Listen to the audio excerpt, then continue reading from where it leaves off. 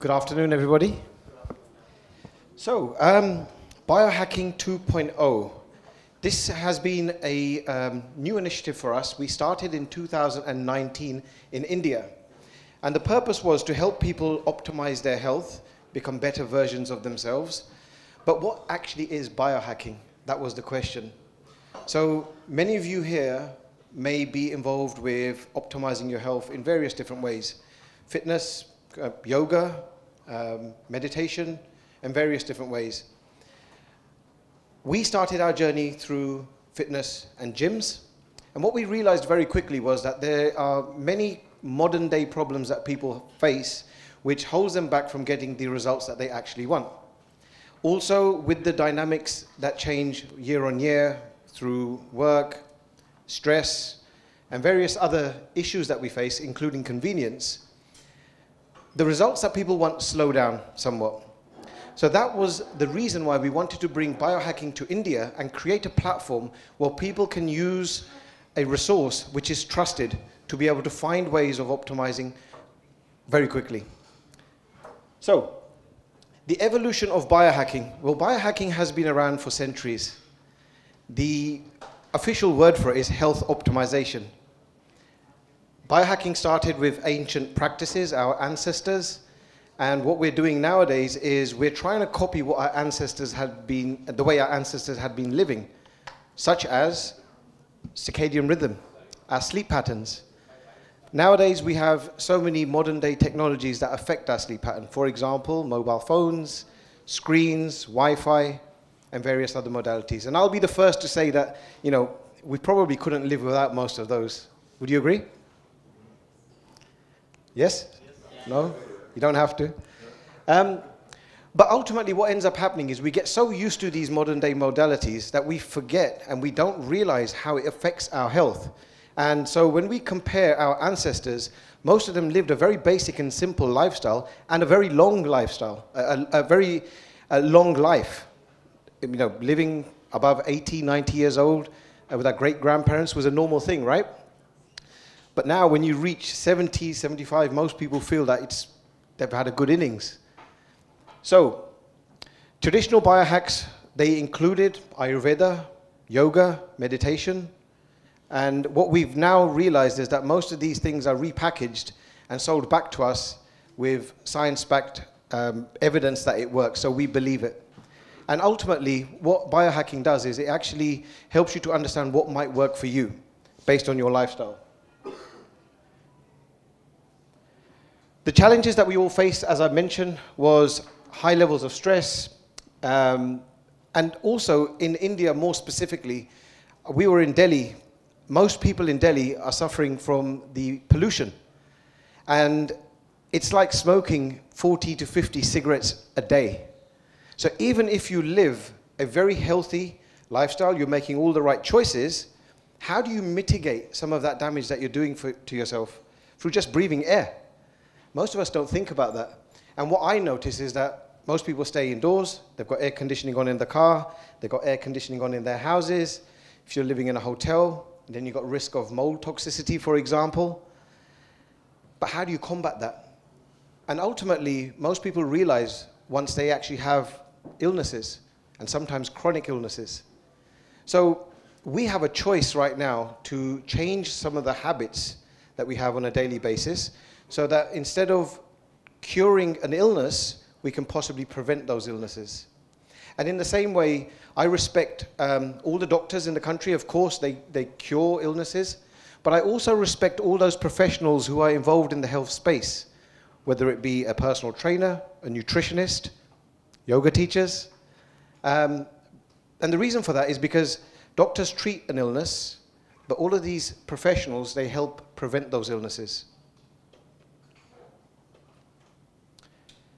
So, how many people here are actually biohacking right now, consciously? Awesome. So, some of the biohacks that you may be involved with might be very basic, but today you'll have an opportunity to talk about many of the advanced level biohacks too. So, some of those basic ones I've just covered. Your goals might be fat loss, it might be building muscle, improve your cognitive function, become more productive, and the list goes on. So the future of biohacking will involve a much more advanced level biohacks, and this goes as far as, for example, stem cells. This could go further with wearables. I'm sure most of you have heard of sleep trackers like these rings. You've got other wearables as well. And essentially what happens is, with these biohacks, you're able to see what's actually working for you. So without further ado, I'd pass back to our moderator so our next speaker can be introduced. I seriously hope that you enjoyed today's talk. We've worked very hard to put this together and building a fitter and healthier India. Thank you.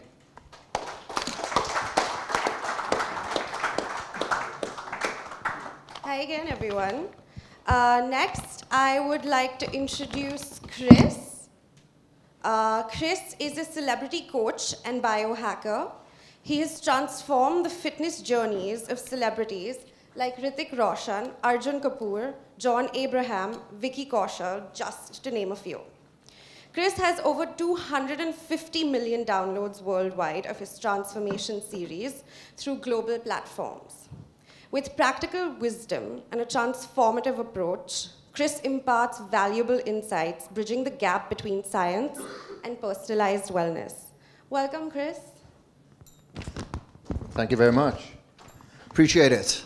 Thank you very much for everybody allowing us to speak to you today and giving us your time on a weekend, especially. I know your time is valuable, so I won't take up too much of it. Have I got the clicker? This is it? What do I do? That one? To the right? Okay, perfect. Yeah, okay.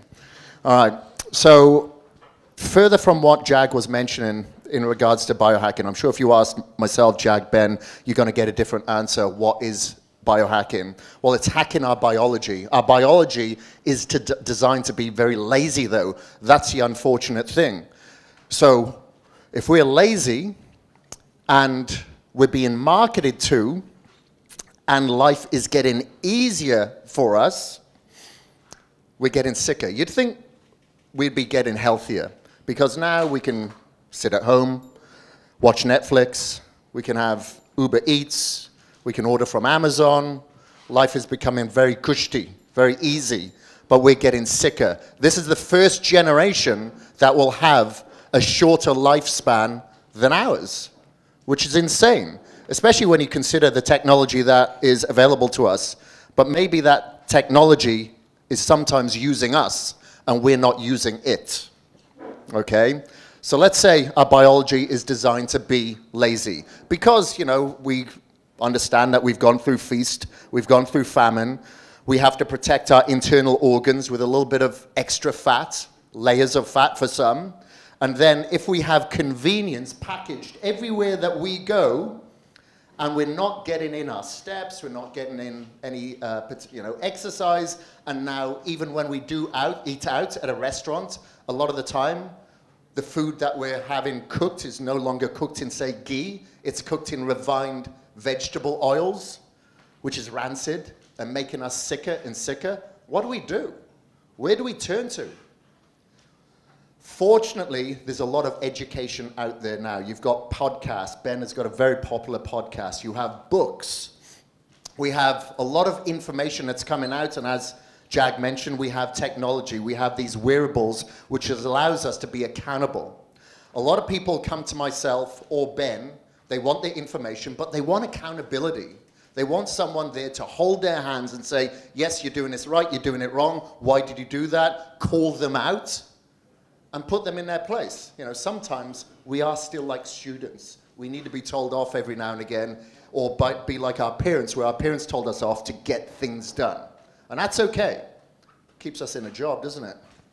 So with that accountability that you can wear every day, you have a head start. So we have these rings that can track, or you've got like an Apple Watch that can track the steps that you're doing, what your sleep was like. Maybe that's the accountability to maybe shut off your devices in the evening, maybe read a book, go to sleep a little earlier, and you know, you've got like Ben and I are wearing blood glucose trackers at the moment, CGM, so you can see if a particular food that you're consuming is giving you a massive spike, which could possibly be leaching into your bloodstream, you're becoming pre-diabetic, or you're actually putting on weight and you're falling backwards. So when you see that accountability right in front of you, changes start to happen. With all my clients, or the majority of my clients, I encourage them to get blood reports done. Maybe a DNA test, maybe a biological age test, because I want to scare them. Because if you think about it, a lot of us don't make change until it's too late. We've gone to the hospital, we've gone to the doctor, there are complications. So this is like that step in between, because we are into healthcare, not sick care. We want to take care of our health and our health span, because a lot of people, if you've ever gone to a retirement village, old people's home, whatever you call it, and you ask people their questions, a lot of the regret that comes back is they didn't take care of their health. I really wish I took better care of my health. It wasn't, oh, I wish I spent more time scrolling. I wish I spent more time working and staying up later binge watching Netflix. I really wish I invested in my health. A lot of the health complications that people deal with are at least 20 years old. It doesn't happen overnight. It's funny, I had a conversation with somebody, where was it? It was in the gym of the hotel the other day, and they were asking me questions. And they're like, if I go in a sauna, will it help me because I smoke? This is what he asked. I smoke, will it help? And I said, no, just stopping smoking will help. And he said, but I don't have any problems. I've been smoking for 6 years and I don't have any issues. So I'm going to continue to smoke. But that will probably kick him in the ass 10, 15 years from now. So you have to look at your lifestyle and your environment. Don't get controlled by it, because a lot of us do. We were late. This is the only food that was available to us. Whatever. I sought convenience instead of the inconvenience of investing in your health. It will become very inconvenient for you in the future if you don't take care of your health right now. I always look at a meal in front of me and I think, is this gonna heal my future or harm it? Because sometimes instinctively I'll like, you know what, just this once. Just this once is okay. Maybe 3 times, maybe 4 times. And then you get back into the pattern of uncontrol. Like, how many people do you see go through a transformation and they pack on a lot of weight? I've been that person, usually sometimes on purpose for those before pictures that are ever so lovely. But a lot of us go through that yo-yo scenario because it's so easy to get back into a bad habit, and it's very difficult to get back into that habit or good habit, especially as you get a little bit older. Those neural pathways have become embedded within us, you know? I better start clicking.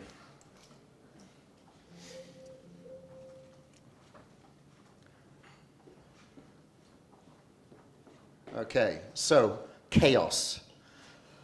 We're in Mumbai. We're in a chaotic environment. We've got a lot of noise pollution. We have pollution. We have non-native EMF right around here in this room. We're getting penetrated from all areas. And of course, we have a lot of bad food available to us. You only have to go to the coffee shop, like a Starbucks, for instance, and you've got an 800-calorie laden coffee available to you. You can't even call it coffee, can you really? But that's what's available to us. And a lot of people consume these liquid breakfasts or these liquid, I don't know what you call them, and they still feel hungry after. Because you've had 800 calories, it's only a liquid form, you're still going to be hungry. So we have a lot of pressure coming from a lot of areas. Now, what do we do in an environment like this? It's difficult. I'm not saying that you can survive all of this, but you can keep your head afloat. So if we're dealing with pollutants, a lot of the pollutants are in our home. We can take care, and Ben will talk a little bit more in depth about this later, about like what type of air filters that you can use. Because we have a lot of chemicals. I'm sure there's a lot of chemicals that come from the carpet, you know, from your cleaning products. Maybe you have a cleaner that comes in. I don't know if it's organic. You may not know either. There's a great app called the Think Dirty app. I don't know if you use that, Ben, where you can actually look to see when you're out purchasing your skincare or you're getting your cleaning products, your hair products, or anything like that. It will tell you what is good and what's bad. It could be carcinogenic. So you obviously want to avoid that. You know, our skin being our biggest organ, if you are putting that on your skin, your body is absorbing it all. And a lot of people have a warm shower or a hot bath. Now their pores are open and they've got all types of soaps in there and they put on the creams after. Your body is absorbing these. Now, a lot of these things are estrogen conductors, estrogen disruptors, estrogen disruptors. We did a hard kickboxing class this morning. I think I'm still suffering from it. Estrogen disruptors. So you can have that in your water supply. You can have it in your skincare. It's everywhere. It's in the air. It's in our food. So you have to be very, very cautious of that. A lot of people do have testosterone issues, estrogen issues. If you look over the years, people's testosterone levels have come down so far, there's now a new baseline that the medical system has put in place, which is a lot lower than what it traditionally was, to say now the new low is the new norm. And obviously it isn't the new norm at all. But our DNA has not changed. Our environment has. So what can we do? We can control this environment. We can. So be careful of what you put in your body, but also what you put on your body, and then look to the environment within your home. You have the air. You can purify the air. You can get plants that are purifying. And then you have the water system. In our home in Boise, we have a filtration system, we have a reverse osmosis system, and we have a remineralizer. So a lot of people do drink clean water here, but maybe in their homes not so much. You have big water tanks, water bottles. I suggest that you take care of the water that you're consuming, but also what you're bathing in, cleaning yourself in, because your body is absorbing this as well. And then you'll notice that Ben and I are wearing these blue light blocking glasses. Now you don't have to go out and purchase all these gadgets. So we are wearing blue light blocking glasses, but maybe a couple of hours before bed, you switch off a lot of the lights. The ones that are really, really harsh, that are penetrating your retina, that's telling you, hey, it's daylight, we're not going to release any melatonin, we're not going to calm you down and allow you to sleep, because it thinks it's daylight outside. Now, our ancestors, what did they do? They probably wait till the campfire went out, and they relaxed and went to bed. Like, I don't know if any of you camp. I know you camp. Like, whenever I go camping, or a lot of people go camping, I'm like, God, I've slept so well. Was it the clean air? Well, maybe it's a few things. Maybe you're away from the EMFs, you're away from the Wi-Fi, you're away from the artificial lights, you've got clean air, and you're able to sleep. So what can we do? We can hack our environment with today's technology. That's what biohacking is all about. I don't do so many of these biohacks when I'm in Boise. I'm sure you don't as much, as opposed to when you're traveling. When you're in built-up areas, then we have to hack that environment a little bit more. You know, I've got my earthing mat. The shoes that I'm wearing are actually earthing shoes. I'm not earthing myself at the moment, but whenever I can, I want to ground myself. A lot of the Wi-Fi and the EMF penetrates us, and it doesn't have anywhere to pass through. So if I'm holding my phone in one hand and I've got my EMF reader in the other, it goes all the way up. It's penetrating into me. But if I take my shoes and socks off, or wear these shoes, stand on the grass, now that reading goes all the way down because it's penetrating through me now. So I always try to earth myself, especially when I'm in a place like Mumbai. When I was here at the end of last year, I was walking in the morning on the beach, on Juhu Beach, and I was checking my sleep, and my sleep was still disrupted, and I couldn't figure out why. And I spoke to a friend of mine, Tim Gray, and he said, try walking in the evening as well, just before bed. Started doing that, my sleep improved, just like that. Now, I'm not saying that is going to be for everybody, because some people are a little bit more electrosensitive to others. Just like some people have peanut butter and they go into some sort of anaphylactic shock. Other people are fine. Some people have more sensitivities, and you just have to recognize that. Now, that sleep was not a placebo effect. I'm sleeping. You know, so it goes to show there is something to that. So there's a lot of things that we can learn from our ancestors that we can put in with today's technology. Another thing is that sunrise in the morning, making sure that you're getting the restorative red frequencies in the morning that you get from the sun, and in the evening. Now, during lockdown, a lot of people wasn't getting that. A lot of people got very, very sick as well, not because of the C word, but, you know, vitamin D is like a hormone, so their vitamin D has come low, their testosterone levels may be dropped, they're getting depressed, they're not feeling good about themselves. We are supposed to be outside, shoes and socks off, every now and again. I know our time is, you know, limited, and we should be getting some type of sunlight. If you cannot do that, you can get these red light panels now that mimics the red frequencies that you get from the sun. And it's great for your skin. It's great for your elastin production, your collagen production. It helps with your circadian setting starting in the morning. In the morning is the perfect time for it. Like this morning, Ben went out in the sunlight. We're doing activity, earthing, walking on the beach. That is perfect. That's exactly what our ancestors were doing. But if you cannot do that, you can get these red light panels. You can have them in your house, especially during winter. Or like, for instance, in Delhi, where there wasn't much sun at all because of the pollution and the fog. You can hack your environment, and you can feel so much better for it. I have a lot of clients coming to me, and they're like feeling down, they're depressed, they don't have the enthusiasm to work out, they don't have the motivation to eat better. And a lot of it is coming from their environment. So I usually start with my clients who say, hey, I want this supplement. What is the secret supplement? What is the secret workout plan? I usually focus on the sleep first. As soon as I see what their sleep cycle is like, a lot of the time, especially with Indian clients who like to stay up late, I focus on the sleep first, and then everything seems to fall in place. You know, life can be kind of despair, or it can be really encouraging, based on your sleep cycle, you know? But a lot of us don't put much value into it because it's free. Meditation is free. Going to bed earlier is free. Breathing clean air a lot of the time can be, it all depends on that environment. But a lot of, you know, earthing, like I said, blocking the blue light, a lot of these things can be free, but we don't put value into it. And unfortunately, within the biohacking space, people like shiny objects. They're like, I want to buy my health. I don't want to work for it. I don't mind being a student of learning. I don't want to be a student of application. You know, Ben and I came from a background of, we both did bodybuilding shows, we both did Ironman triathlon, I don't know if you did ultramarathon, but we did a lot of sports. And I think that's what I really respect about Ben, because he puts in the work.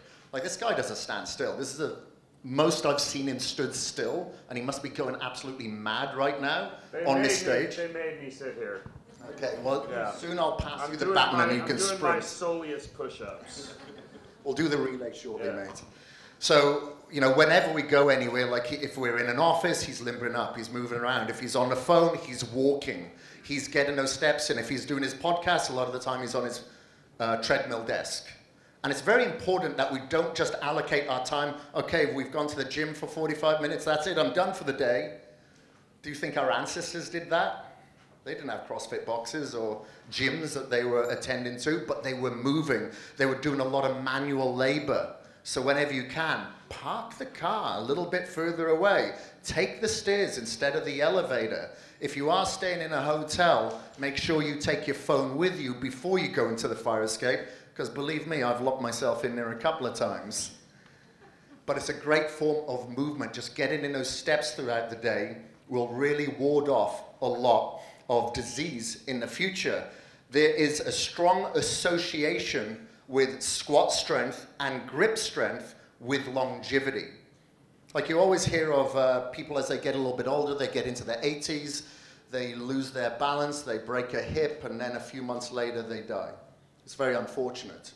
But if you look at places like, for instance, Okinawa, I think it's Okinawa that don't have a word for retirement. They don't know what retirement means. And they've studied a lot of these people that are centenarians, that are in good health. Over 100 years old, they sit on the floor and stand up on average 30 to 50 times a day. They have great bone density because they're moving and using their body as their resistance. We just sit in seats. We sit in the car, we sit in seats at the office, we sit in seats at home. We're not moving as we should. And obviously if we don't move it, we're going to lose it. So move it, my friends. I think I spoke about a lot of this. Now, of course, we've talked about the smoking, sugar, alcohol. Now, in this environment, in India especially, love comes from food. I'm sure you all know that. I'm a foodie, I'm from India. Of course, I know, I understand now. I've spent enough time here and gone to a lot of places where they want to show you love. Like you see the look in their face, they're so happy when you accept that food. And you just hide it somewhere. Because it's honestly not good for us. And it can be very offensive to a lot of these people. And I've offended thousands of people here because I just cannot accept it. You know, a lot of those desserts, for instance, are like sugar and they're just put in a vat of oil and left to float there. I'm not saying all of it, but a lot of it is sugar laden. And that sugar, unless you're running marathons or whatever, is going to be toxic over a lot of time. You know, we see little kids and we want to show them love. Here you go, here's some chocolates. Everything in moderation, of course. But the more time that I spend on this earth, the more young of this younger generation that I see that are overweight. And it's very unfortunate. It's like, it's heart-wrenching to me when I see overweight parents and an overweight kid. But, you know, we're feeding the sugar. We want to keep them happy and we want to keep them quiet a lot of the time, and sugar is a way to do it, but it's very addicting. They've done rodent model studies where they've got them hooked on heroin, and they've had then a sugary water, kind of like a soda, and after a while, that rodent leaves the heroin. It's like, that's no good. I want some of that sugar. I want some of the good stuff. And that's what it becomes addicted to, and we're very much the same. Especially then when you combine the fats with the sugar, which you have in a lot of these Indian desserts, that lights up the bliss point in the brain. It actually lights up. It becomes like heated. And that's what becomes very addicting. But you don't see that in nature, do you? You don't see fats like an avocado breeding with a strawberry or a banana. You don't see that as much. However, we overindulge in it, and a lot of it is actually processed. So buyer beware. Now, I know that a lot of this country are vegetarian, and that's great, that's fine. I've got a lot of vegetarian clients. However, when people are vegetarian, a lot of the time they disregard a lot of the protein and they just go for the carbs and fats. And those are the first two macros that they consume. And obviously that continues to spike people's sugar, but that fat is very easy to store if you're not burning it off. A lot of us aren't burning it off. We're inactive. So we get overweight. And it doesn't happen overnight. It's just bit by bit, week after week, year after year. It's like, God, I never used to look like this. A lot of our clients come up to us and say, I used to be really fit in school or in college. Here I am married and 20 years later, and I don't even recognize myself. It happens. There's a lot that I can skip here because I want to be concerned of the time here. Okay, so the one thing that I do recognize with my clients is that I have to be a psychologist just as much as a personal trainer. I have to focus on people's mental health over anything else. What are you reading there? Are you reading something bad? Is it something misspelled? The kerning is off, it's fine. Oh, okay. Oh, right, okay, I see it now. Yeah, that drives you nuts, doesn't it?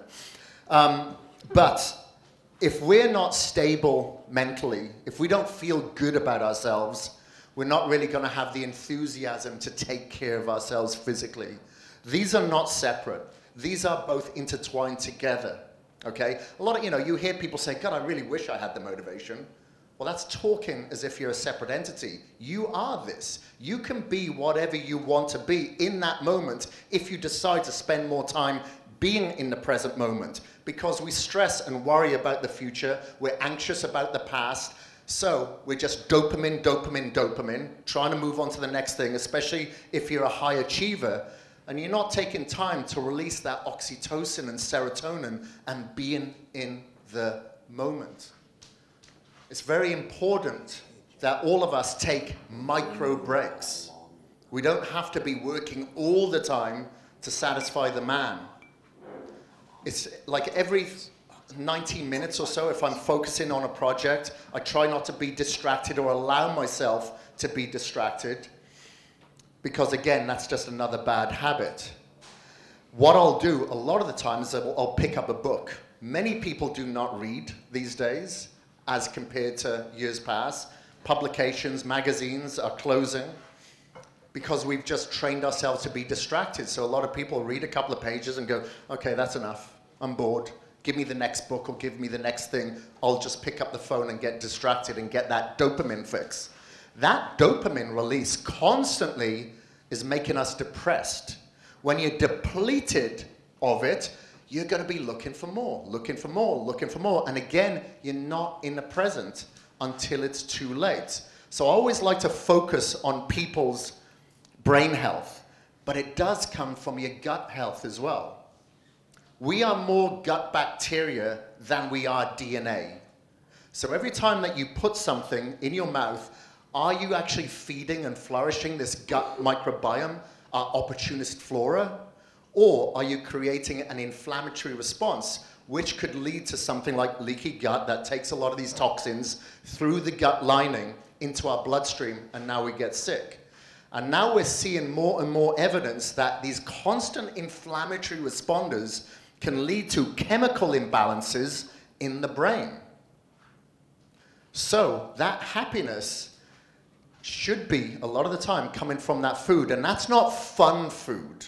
Because we always like, I want fun food. I don't want the functional, boring food. That's where you have to make that short-term sacrifice. Because a lot of us look for that short-term gain, which can lead to long-term implications. And you need to start practicing discipline. Now, the one way that I practice discipline, and Ben does the same, is start the day with hard stuff. I think he does. Start the day with something hard, something difficult. And then life is a little bit easier throughout the rest of the day. So I never hit the snooze button. I very rarely wake up with an alarm, actually, because I go to bed so early. I don't like waking up with an alarm. I feel kind of groggy. But I go to bed early, so I am enthusiastic and alert when I wake up. So I'm a little bit more motivated now. But if I'm not motivated, I'm relying on my discipline. If it's dark outside, I'm still lacing up and going out for a run. I'm still getting in the ice bath when it's -degrees in Boise, Idaho. A lot of these things I don't like doing. But I do it anyway because I know that discipline is going to have a transcendence effect into other areas of my life. And it can with every single one of you, because I see it every single day with my clients. A lot of these people would have never have dreamt of getting in an ice bath. But when they start toning that vagal nerve that takes them from that fight or flight positioning, all of a sudden they have better mental stability throughout the day. They're less reactory. There's not as many highs and troughs. So there's a lot of things that you can do just bit by bit. I'm not saying jump in there for 3 to 5 minutes. Start with 10 seconds. Start with 30 seconds. Then after you get past the 30 seconds of that cold shower or ice bath or cryotherapy, and you stop shaking around like an asthmatic earthworm, you start to chill out. You're not hyperventilating. And it's quite calming. And you feel so good after it. It's like having that caffeine fix without having the caffeine in the morning. Okay. So, I think I'm going the wrong way. I think I'm pretty much finished there, and I can hand this over to... Oh, that's one more thing I wanted to... I'm just teasing you, Ben. There's one more thing, is get organized. So, a lot of what people deal with when it comes to justification and excuses with why they're not exercising, why they're not implementing these biohacks, is because they don't have time. None of us have time. You have to make that time if you are your most important asset. A lot of us put other things, materialistic possessions, our job first, where we need to invest in ourselves. But you do have the time. I go through my clients' organization of the day. I want to find out what their work is, how they live their life from the moment they wake up. Are they feeding the kids? Are they doing something else? Are they waking up late? Are they watching TV till God knows what time? And then I help them organize and create a calendar where people then have to send calendar invites all the time should they want to have a meeting. Communication. Now, a lot of the time with my family, Okay, I'm free. I'm good. But even with a lot of my friends that want to jump on a call, I just can't stop everything and do that because I'm going to get to the end of the day knowing that I haven't invested in myself. And now I'm not going to be a good person to be around. So selfishly, you need to prioritize yourself in order to be selfless to others and what you're trying to achieve yourself through movement, through nutrition, through correcting your environmental changes, like getting to bed early, blocking the blue light, earthing, grounding, going outside, getting activity in the daytime, whatever it may be. So get organized, put things in your calendar, and if you are exercising the next day, don't rush around the next morning and expect to get everything ready. Have it all ready the night before. Maybe you've got to go somewhere, maybe it's to the gym, take your stuff to have a shower with, and then go straight to work. Don't come back home. Be as efficient as you possibly can, all right? Anyway, I'm going to hand this over to Mr. Greenfield here, and we'll open this to questions a little bit after, or is the host taking the mic? The host is taking the mic.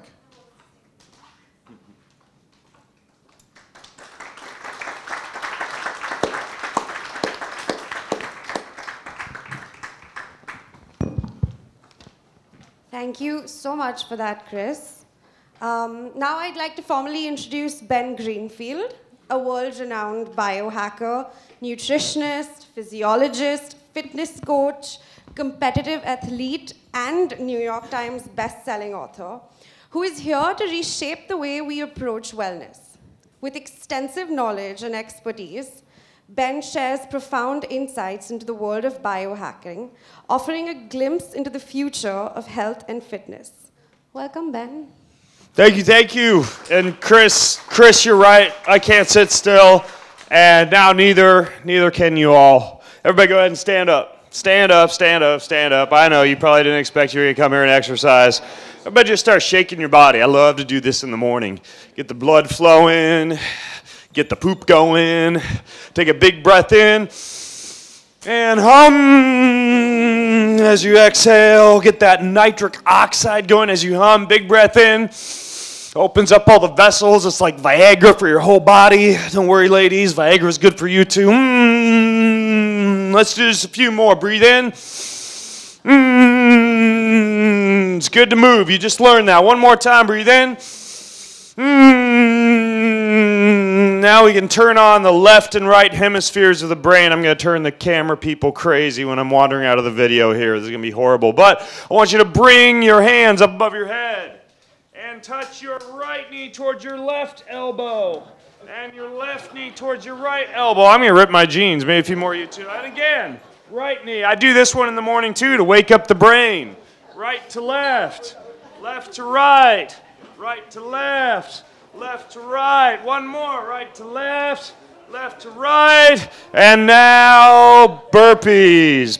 No, I'm just kidding. We're not going to do burpees. Hey, you know what? I was horrible in school. Am I going to be okay if I'm wandering outside of the camera, by the way? All right. You guys can follow along if you want to. They're going to get whiplash syndrome.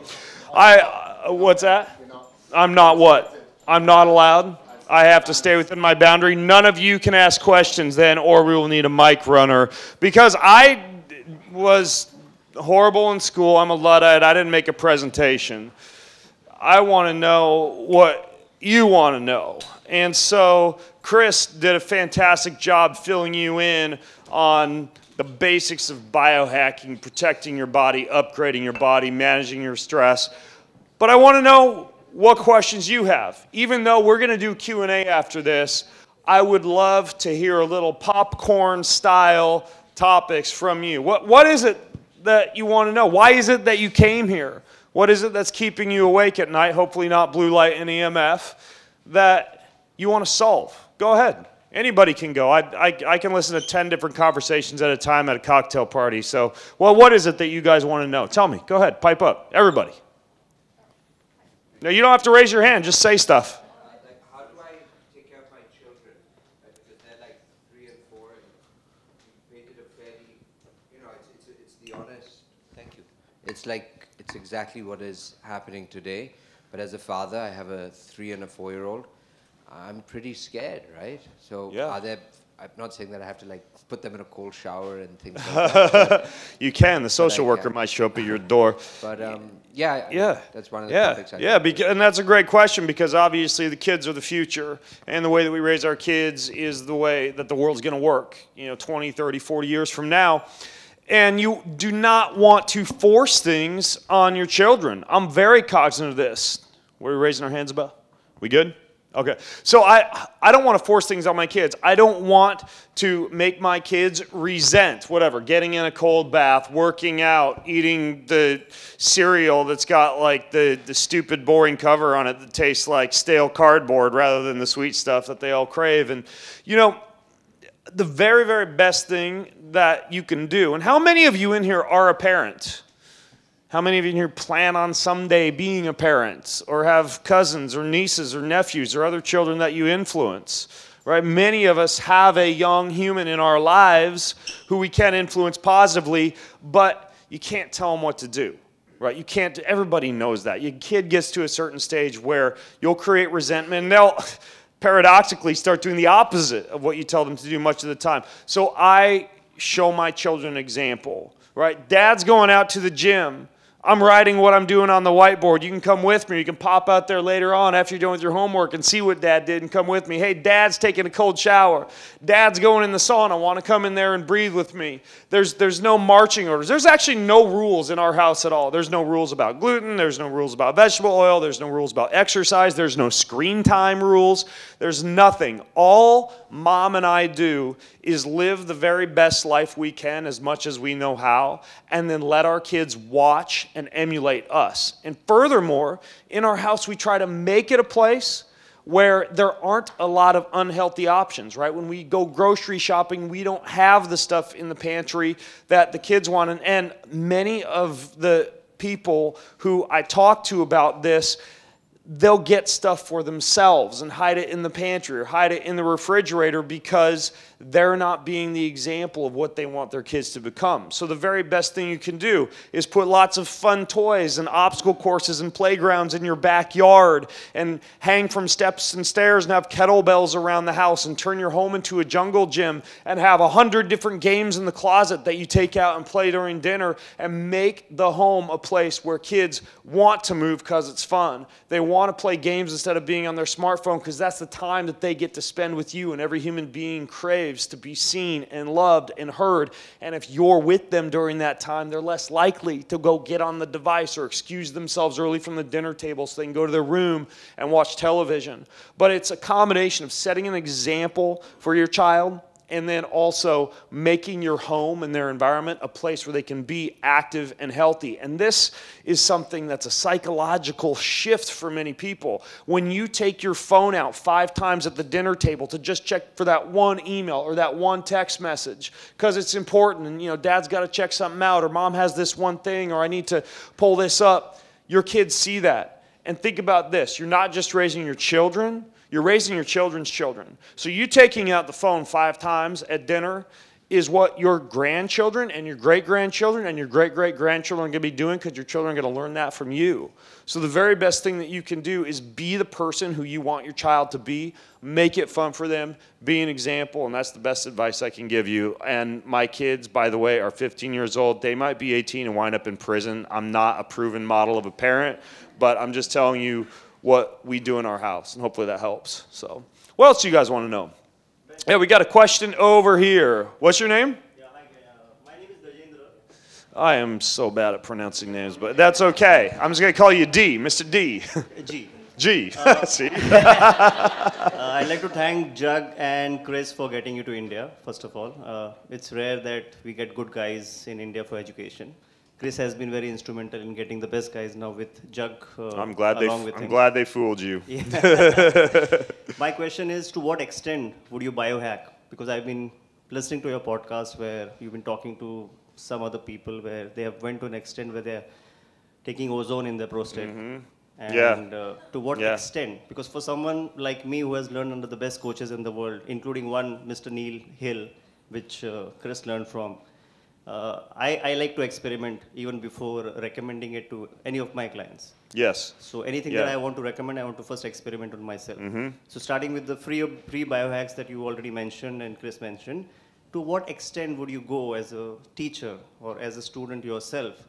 Yeah. And which medical science doesn't approve? You know how? Yeah, ozone and methylene blue injections into the prostate, guilty as charged. You know, stem cells into the dick, guilty as charged. Ozone enemas and coffee enemas and yogurt enemas, guilty as charged, right? There's many things that I have indeed experimented with that do not have good long-term human clinical research behind them. Now, that does not mean I recommend them for everybody. I'm trying things out to see what does and does not keep you awake at night, what causes explosive diarrhea and what doesn't, what actually makes you feel good and what drains your energy. And that is a little bit of the hazardous part of my job, right? Like I am experimenting quite a bit, and as a podcaster and as a blogger and as a guy who has, I mean, you should see my house every day, like 10 different boxes show up of some wearable I'm supposed to try, or some new keto cereal bar I'm supposed to try, or the unicorn tear juice that costs $100 a bottle. And, you know, there's a couple of different ways to think about this. Not only do you have to realize that, you know, a guy like me is experimenting a lot, but not necessarily recommending everything. Usually on my podcast, in my books, on my website, I'm talking about the stuff that actually does work, even if it's anecdotal. But I think what's even more important to realize is that there are a lot of people striving to live a long time. I mean, how many of you in here want to live to be 100 years old, and preferably live to be 100 years old and be, you know, I was going to say throwing a football around with your grandchild, but I should probably say swinging a cricket bat, or, you know, something that's beyond just American football. How many of you in here want to live a long time and feel good doing it? Right, and not be living a long time like the cartoon characters in Wall-E, you know, sipping a milkshake in a wheelchair, but actually have good combination of health span and lifespan. That's an attractive option. Now, the problem becomes when this transitions into an obsession. Right? And we're seeing this, especially in America. You know, biohackers who are fasting and doing cold therapy and limiting carbohydrates and doing all the things, and half the time they're cold, they're hungry, they're libidoless, and most ironically, they're spending all those extra weeks and months and years of life that they're achieving trying to achieve a long life, you know, inside a hyperbaric chamber, inside a cryotherapy chamber. And I would rather be, you know, hanging out with my kids playing games, having a cocktail occasionally at a dinner party, you know, going out and doing dangerous things, you know, snowboarding, swimming with sharks. It's not all about living a long time. It's also about embracing life's great adventure, not necessarily, you know, smoking a cigarette and breathing from a tailpipe, but at least doing things that allow you to live a little while still maintaining a healthy life. Like, I don't ask at every restaurant, even though I have friends who have this little business card that they bring to the restaurant that basically says that they're allergic to these 10 different things that the restaurant can't serve them. Look, sometimes I go on a date with my wife to a restaurant and I have a cocktail before dinner and I have a glass of wine with dinner, and I don't bug the wait staff about the oils and the products and the sweeteners, and I just live a little and relax. That's not all the time. I would say for me, I kind of follow the 90-10-ish rule. But a part of it is not being obsessed, and then a part of it is realizing that a guy like me and many biohackers, and it sounds like you also, like to experiment, you like to try new things, but you want to make sure that the people who follow you know that the stuff that actually sticks, that works, that you talk about, is the stuff that you're going to talk about more and tell people. So, yeah, you know, like the prostate injection that I got, yeah, it reduced my nighttime urination, and it gave me better sex and better orgasms, and it turned into something that helped me out, but I always couch that with the idea that, yeah, there's zero long-term clinical research behind something like that, so proceed at your own risk, you know. So, great question, though. Wonderful question. Let's see, right here. So I'm a lifestyle endocrinologist. What's your name? I'm Roshni Sangani. Roshni, good to meet you. Yeah, good to meet you. So I deal with patients who are sick with metabolic disease, diabetes, prediabetes, obesity, and biohacking is like the other extreme, right? I deal with sedentary, unwell people with hormone imbalance, endocrine disruption, everything that's wrong, right? Right. We now need to say the word biohacking to get them to take nature and their body seriously. Right, because biohacking is way more sexy than go outside, Yeah. go for a walk. Yeah. Exactly, right? So biohacking. But when you're talking about getting somebody sedentary to, so for me, top goals, sleep, protein. I deal with a lot of vegetarian Indians. Exercise. People are willing to do the walks and the yoga. In India, we're still getting people up with the idea of strength training. In your experience, taking someone sedentary with strength training, would you say pushing till failure? I'm trying to, because I'm writing a book, it's coming out in a few months on diabetes and lifestyle change for diabetes. Pushing each muscle group to failure twice a week, is that enough to get growth? Or do you need to do lots of reps and an hour? Because the smart workout could be 15 minutes of failure. How do you actually maintain muscle? How do you build muscle? And how do you do it without being like a professional power lifter, or having like 26-inch guns like Kris over here? So, first of all, what gets measured gets managed. That's one very, very important thing to realize is whenever I'm working with somebody who's new to this stuff, you give them a ring, you give them a wristband, you give them something that makes it fun and gamifies the process and turns into something that they want to check in on. Though sometimes that can backfire when you check your sleep score in the morning and you wake up, you feel wonderful, you feel like you got a great night of sleep, and it tells you you're at like 70%, like, oh crap, I'm going to stay home today and watch TV.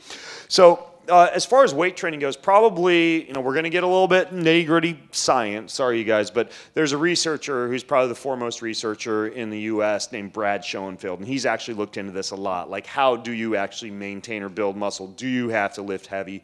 Do you have to go to failure? And it turns out that you don't. Like, especially in the presence of adequate protein intake. And you're generally, I like adequate protein intake to actually be around 1.2 to 1.5 grams of protein per kilogram of body weight from a wide variety of protein sources. And if you're vegetarian or vegan, that includes combining grains and rices and taking digestive enzymes when you have your proteins to unlock the amino acids. There's a lot of strategies, but assuming adequate protein intake, you can go high rep, low weight. You can go high weight, low rep.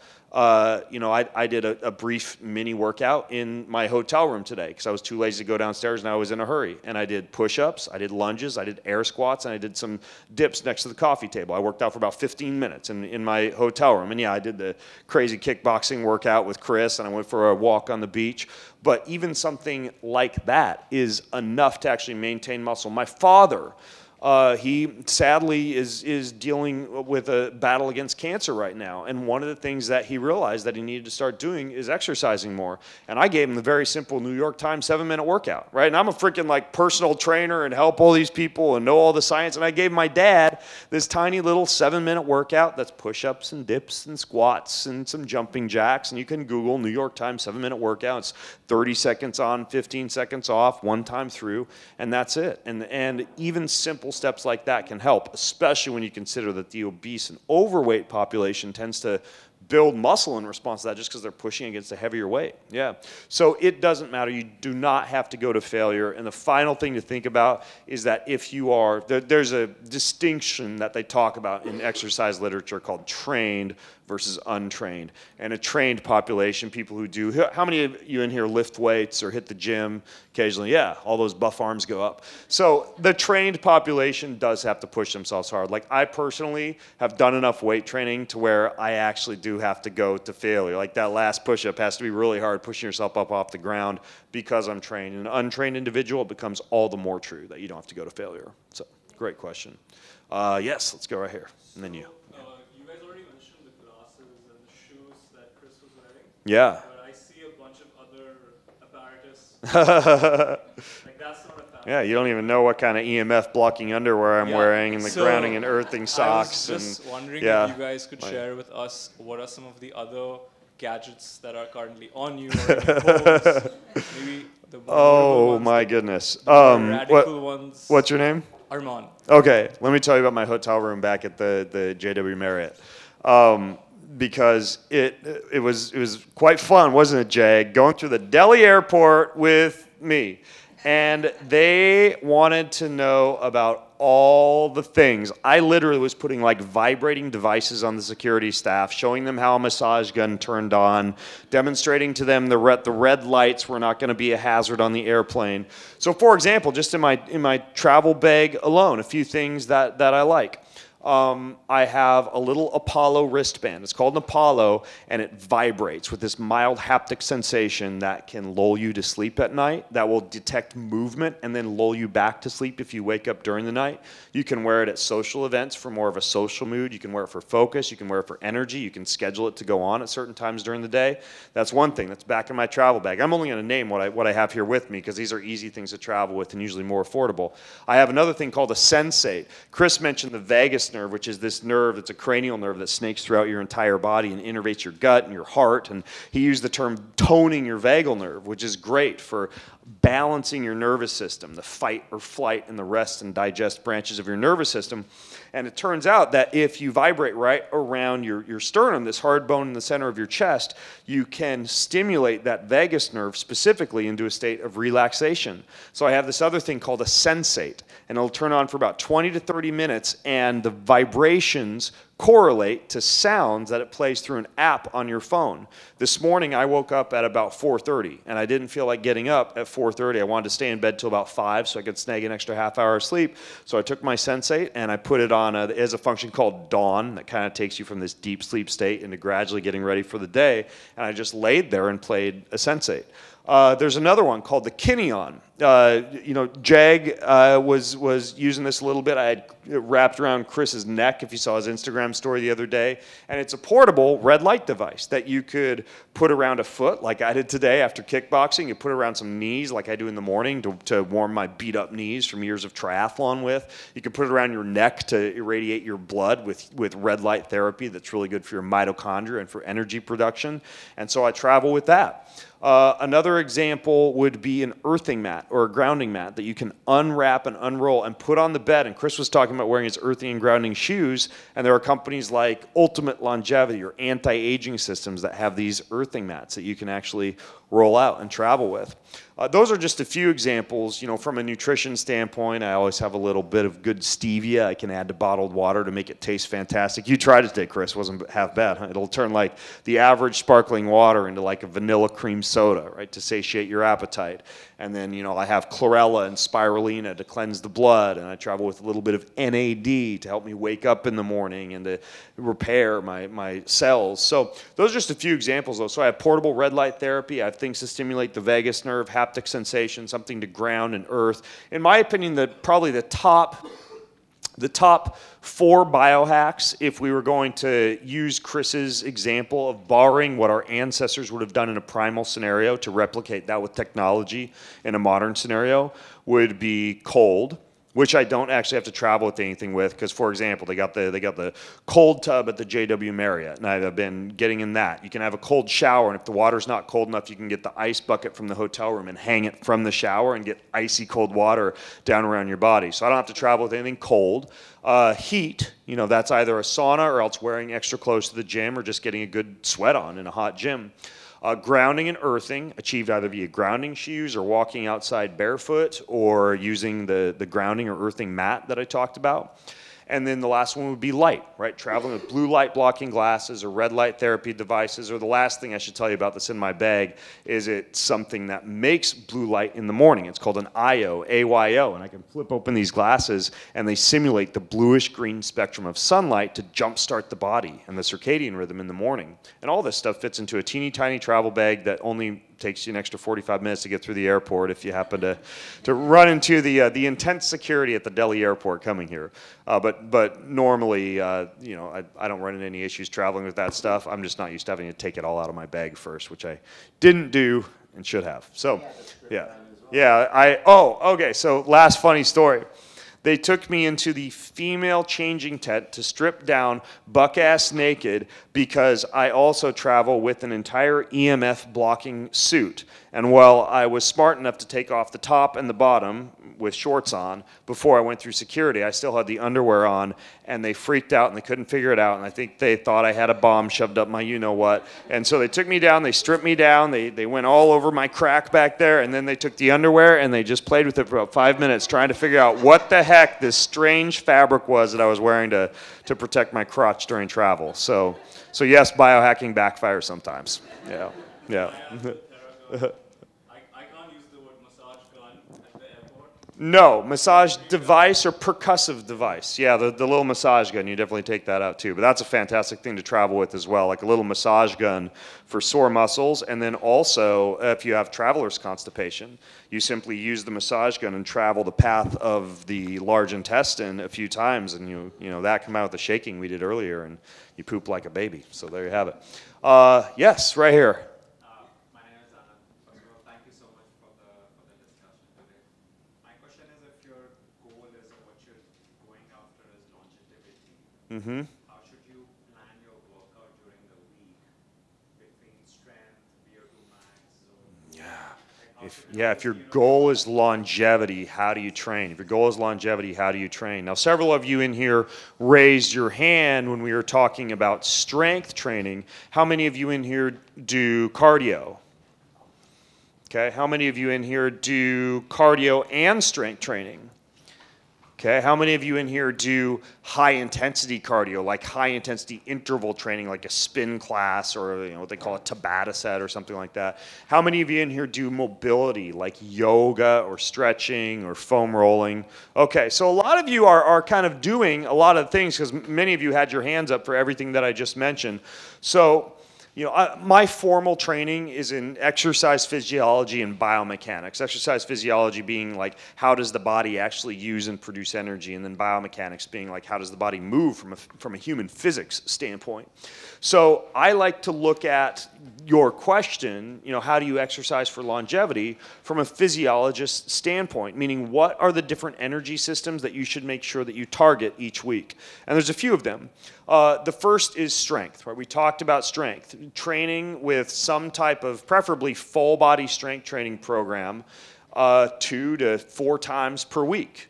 You don't have to go to failure, as we've already established, but strength training 2 to 4 times a week. The next would be aerobic cardio, meaning conversational aerobic cardio, going for long walks. Kris talked about staying active during the day, which counts. I mean, all the way down to standing up on the airplane and doing some exercises, or taking walks when you're on phone calls, etc. But aerobic conversational cardio, I like to tell people to shoot for 8,000 steps a day, and on most days I'm getting around 15,000 or so. Like Kris said, I can't stand still. So that would be the second category that you want to check off, and that would be daily, right? Not 2 to 4 times a week, daily. You should be getting a good 40 to 60 movements plus of just movement. And that doesn't mean you're at the gym. That just means that's your life, is moving aerobically. The next would be what's called your lactic acid tolerance. Your lactic acid tolerance sounds like a highly scientific term, but all that means is that your body's ability to be able to burn lactic acid, to be able to do things like dissolve CO2 or breathe off CO2 or put the body into a more or a less acidic state. So the way that you do this, it's very, very simple. You only need to do this once a week to train your lactic acid tolerance, but it's a cardio where you are recovering for a shorter period of time than you're exercising. The classic example, the perfect example, the research-proven example, I just used it, I dropped the word a couple of minutes ago. It's called a Tabata set, T-A-B-A-T-A. Has anybody in here ever done a Tabata set? Got one hand, yeah, you're frowning. Yeah, PTSD from that. But I do this once a week, and it's just 4 minutes of 20 seconds as hard as you can go, then 10 seconds of recovery, then 20 seconds as hard as you can go, and 10 seconds of recovery, and you do that 8 times. And if you do the math, that's about 4 minutes, right? And a lot of people hear about exercise, and they think, gosh, you get me in the gym all the time. That's one 4-minute set a week that's been proven to increase your lactate tolerance. So as I'm naming off all these things, besides moving all day long, most of this stuff doesn't take that long. The next thing is your VO2 max. Kris mentioned that grip strength, that the squat strength, and I believe you said VO2 max is something, or these are all values that are correlated with longevity. VO2 max is your ability to breathe in oxygen, to utilize it, and to deliver it to tissues. And yeah, I mean, air pollution can definitely be a factor that can inhibit your VO2 max, and there's a lot of things that you can do about that, you know, using antioxidants like vitamin C and vitamin E, using turmeric and ginger and herbs and spices regularly, getting a $30 or $40 nebulizer from Amazon and nebulizing things like saline solutions or hydrogen peroxide, which means you're just at your desk working and you can inhale this stuff to heal the lungs as you're going throughout your workday, hydrating quite a bit. But VO2 max specifically to train it, this is once every 2 weeks, so it's not even once a week. The classic way to increase your VO2 max is hitting the bicycle or the rowing machine or the treadmill or whatever it is that you like and going 4 to 6 minutes as hard as you can, then 4 to 6 minutes total recovery 4 to 6 times through. That's a classic VO2 max set. And I spell some of this out in my book, Boundless, as far as like some of these parameters go. But that would be the next component to train. And we're almost done. Mobility, I talked about mobility. I get up every morning, and I do 10 to 15 minutes of foam rolling and stretching. That's actually how I start my day, even when I travel. You know, I'm on the floor of my hotel room at the JW. I got a little portable exercise, or not, it's a foam rolling device that the security also was obsessed with. It's 2 little lacrosse balls that are stuck together like a peanut, and I roll that up and down my spine, and then I do some leg swings and some arm swings and do a little work with that percussive gun.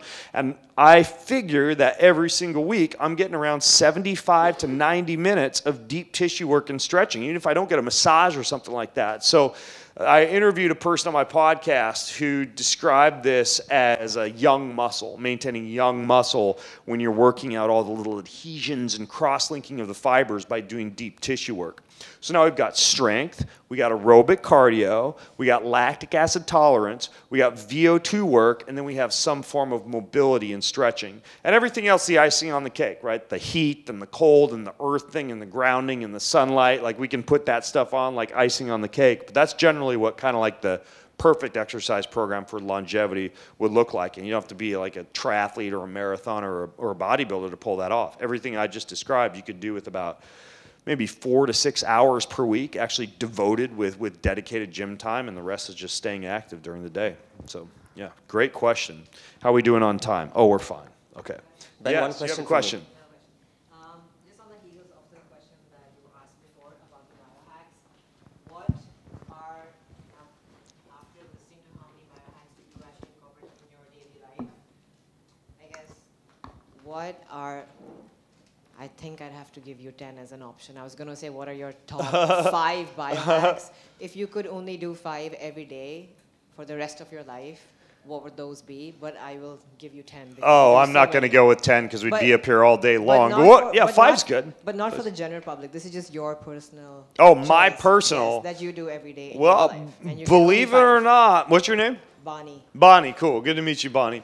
So my personals are a lot of the things that I would recommend to most folks. There's probably a couple that are a little bit fancier and edgier, but I don't know. It'll be somewhere between 5 and 10. So I already named a few of them. Who could tell me some of the key biohacks that I already talked about that are keys in my routine that I recommend all of you? Light, right? Red light therapy or sunlight every day. Yes. Cold and heat temperature dysregulation, because as Kris outlined, this is simulating the type of stress that our ancestors would have experienced that shifts the body's metabolism, that detoxifies, it stimulates the vagus nerve. So we got heat and cold, we've got light, what else? Grounding and earthing, getting in touch with the planet Earth, or using technologies that allow you to do that, like grounding and earthing shoes or grounding and earthing mat. Or has anybody in here ever heard of or used something called PEMF? 1, Dude, you got your hand raised for everything. You got a freaking biohacker up there. Yeah, so pulsed electromagnetic field therapy. Pulsed electromagnetic field therapy, PEMF therapy. This is basically a device that's like grounding or earthing on steroids. It takes the same frequency and all the negative ions that your body soaks up from the planet Earth and delivers them at even higher amplitudes. And so, for example, you can get PEMF mats, PEMF devices that you can place over sore joints. I even sleep on a little PEMF pad that's underneath my top sheet at night at home. And if you want to kind of like upgrade the feeling of earthing or grounding, PEMF is incredible. Those are most of the ones that I mentioned to you guys besides just like exercise and a natural healthy lifestyle. But if I could throw in a few others since you want to know about some of the sexier stuff. Hyperbaric oxygen and exercise with oxygen therapy, right? Your body loves oxygen and also really responds well to combinations of hypoxia, low oxygen, and hyperoxia. This is why I think everybody should have an app downloaded to their phone like Othership instead of Mothership, or the Breath Source. There's a Wim Hof app. There's all sorts of different apps that walk you through different breathwork routines. But then if you want to amplify that, a hyperbaric chamber is a chamber that you lie inside. Has anybody in here ever done a hyperbaric session? HBOT. So hospitals have them, and traditionally they would have been used for wound healing or TBIs or concussions. And while the ones in hospitals go up to a pretty high pressure, you can get HBOT chambers at home. I have one in the room next to my office, and it's kind of like this sleeping bag-sized object that you crawl inside, and then it expands, and it pressurizes oxygen. You breathe oxygen and delivers oxygen to your cells, which is fantastic. Another example of that would be EWAT. EWAT is exercise with oxygen therapy. It's the combination of breathing oxygen and then an EWAT unit. There's a really good one called the Live O2. There's another one called the Cell Gym, and it'll combine high levels of oxygen with low levels of oxygen. You would wear it while you exercise. That would be another example of something that's a little bit more expensive as far as the device goes. You know, Kris and I recorded a podcast earlier today, and we were talking about what the gym of the future would look like, and I just described my gym at home, right? It's got a Vasper, which is a cool little exercise unit you can Google that combines blood flow restriction to your limbs, so you develop lactic acid tolerance really fast, with grounding and earthing via copper foot plates that you're on, with cold that circulates through the entire machine while you're working out, with full body exercise. There's also an ARX machine in the gym, which allows you to do one single set to failure. It's like a 2-horsepower engine that gets you as strong as a bull, incredibly fast. There's a power plate vibration platform on there that you can do exercises on, like push-ups and squats, etc. There's an infrared sauna, there's a cold pool, there's a hyperbaric, and there's a PEMF machine, right? And that's like the gym of the future, and that's like my happy place where I biohack during the day. But does that answer your question about some of the cooler stuff that you can also do? Yeah, great question. How about right there in the back? What are the limitations of biohacking? The limitations of biohacking. What do you mean when you say the limitations of biohacking? If I start biohacking, where do I restrict myself, or how do I follow? Yeah, how do you keep yourself from doing damage besides, for example, taking caution if you're doing the ozone injections into the prostate? Let's take, for example, fasting, right? Fasting, even though I don't consider that. I believe take example of Brain Johnson, and based on that the way he is doing biohacking. Who? Oh, okay. Okay. We'll get to him in just a second. That's a great question. So, for example, fasting, which I don't consider to be biohacking, just not eating food in the same way that, I don't know, making chia seed pudding isn't biohacking, it's just eating. But fasting, intermittent fasting. Anybody here intermittent fast? Like go for certain periods of time during the day without eating? I do that. It's fantastic for longevity. If I go out to a late night party and I have my last bite to eat at midnight, I don't eat again until noon. If I finish dinner more traditionally around 8 p.m., I wait until 8 a.m. to have breakfast, at least 8 a.m. to have breakfast. 12 to 16 hours of intermittent fasting is quite frequently recommended, but once men begin to exceed about 16 hours, or once premenopausal women start to exceed about 12 hours, you see a drop in testosterone, you see a drop in fertility, you'll sometimes see a drop in energy or muscle or some of those things that occur when your body gets a constant message that it's starving. So for example, you can overdo fasting. I recommend to premenopausal women, if you're intermittent fasting, about 10 to 12 hours is the sweet spot. For men and postmenopausal women, it's about 12 to 16 hours. And a lot of people will say, well, Ben, I heard that you have to fast for longer than 16 hours to get the longevity benefits.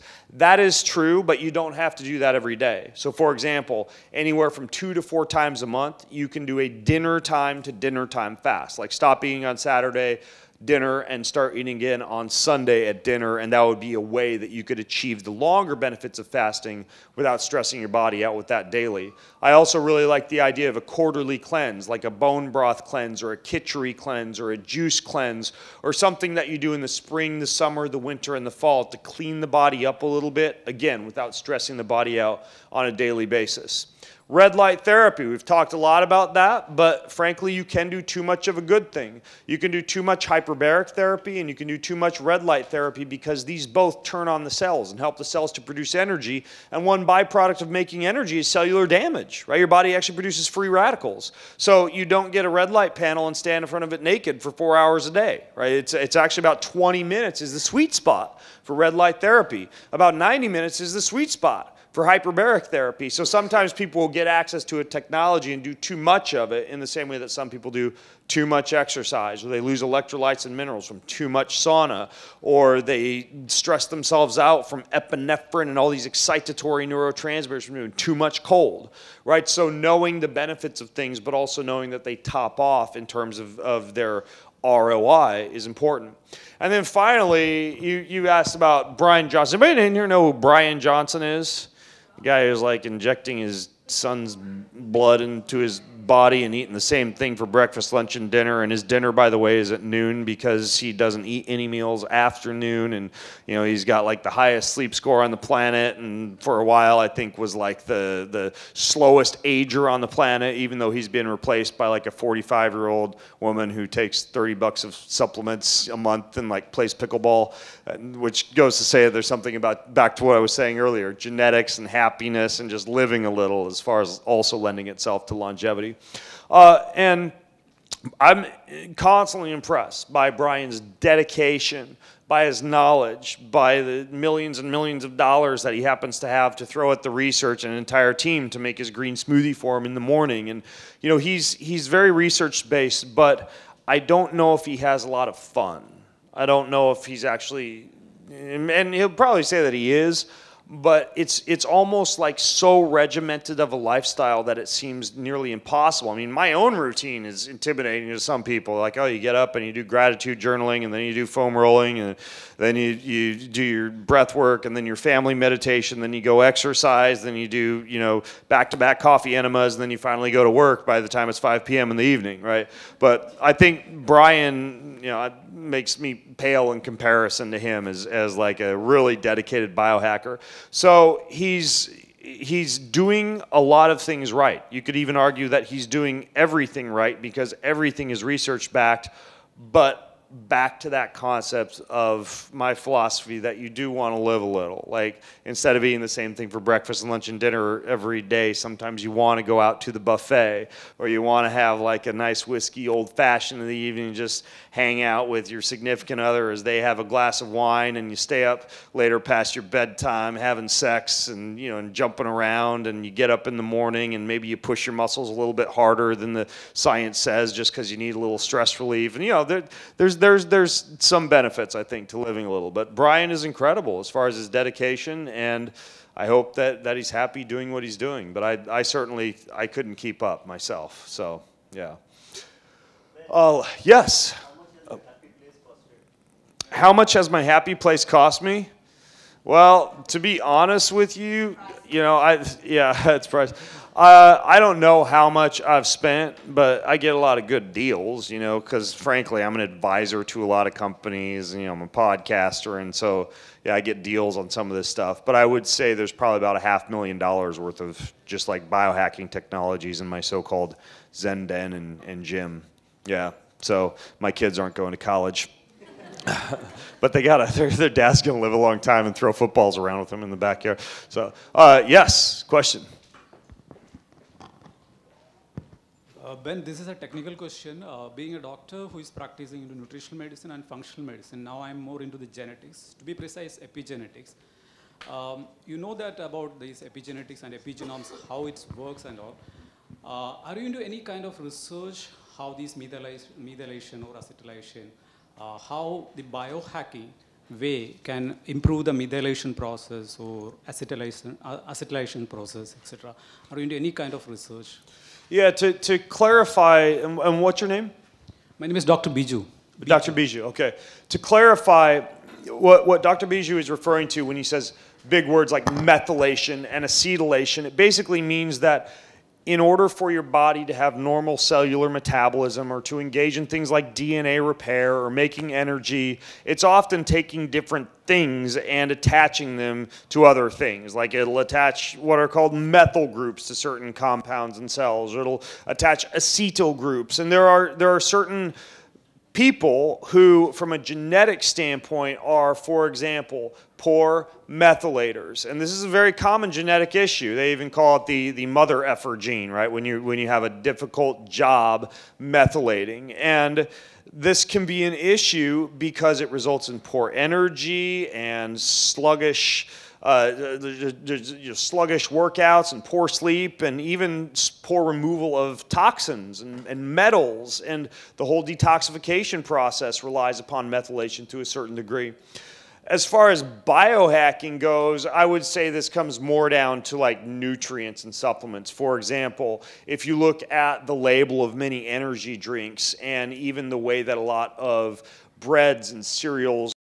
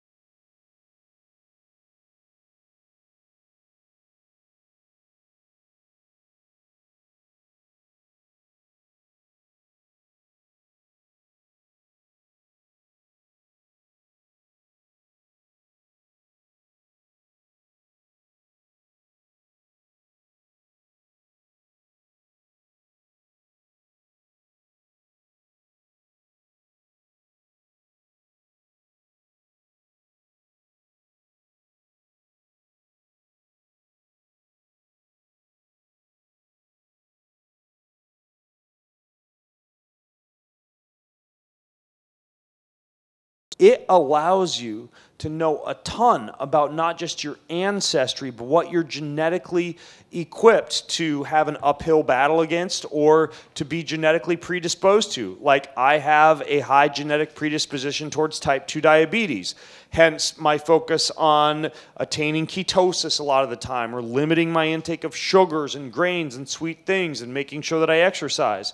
I have a high genetic risk for colon cancer. I don't actually, contrary to popular belief, eat a ton of steak and red meat. You know, when I do have meats, it's a lot more like salmon and fish and poultry and chicken and turkey and the like. So I'm cautious with my red meat intake. I'm cautious with my alcohol intake. I'm, again, careful to exercise because of the high risk for colon cancer. I consider testing your genetics and knowing everything from like how quickly or slowly you metabolize caffeine so you know whether an espresso at night is going to keep you awake, to your methylation capabilities, to your risk for certain cancers and chronic diseases is empowering. I don't think it's defeating. I don't think because I genetically tested that I have a high risk for diabetes that I'm going to get diabetes. I instead say, hey, now I know that I can do certain things that allow me to have yet one more disease that I have a lower risk of dying from because I've changed my lifestyle from testing my genetics.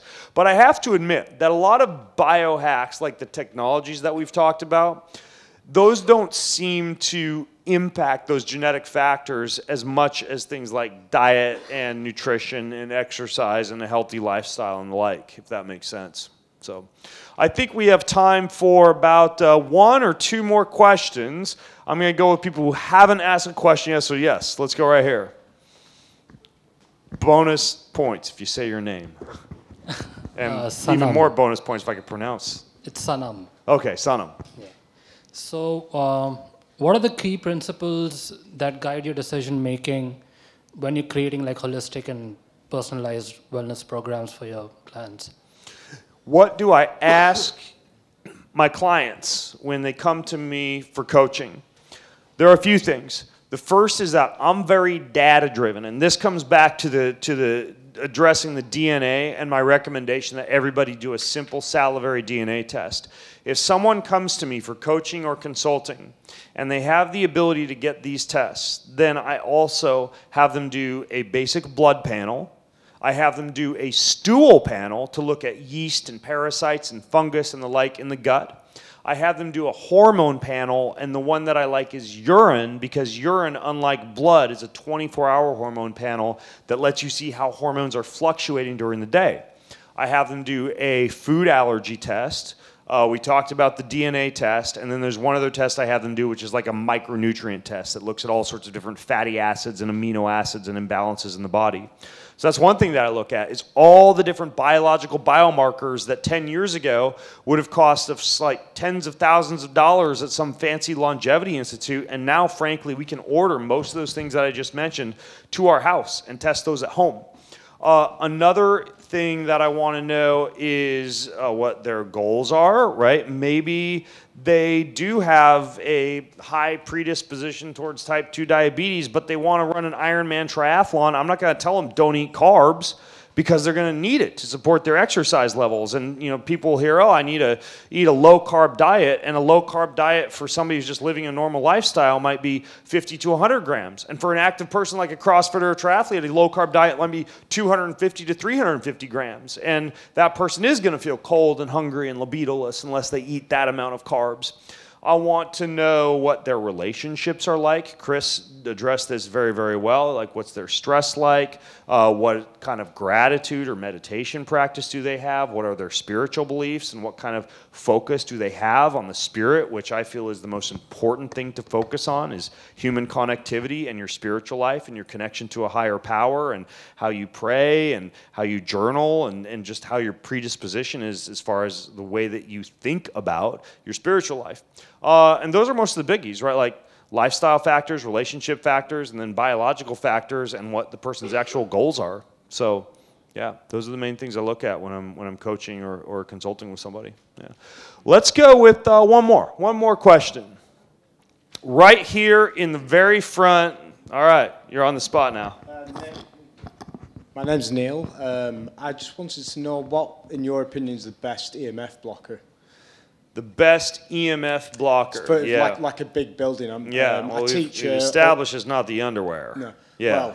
Well, I teach autistic teenagers, and I've noticed a big jump in their activity and their sort of violent behaviour as soon as the 5G's been kicked in. Yep. So I was looking at something to sort of purchase to exactly. that. Yeah. Blocking EMF. How many of you in here actually like have worn a pendant or put a sticker on your cell phone or tried one of these like home devices that help your body to deal with the electromagnetic radiation that Kris was talking about?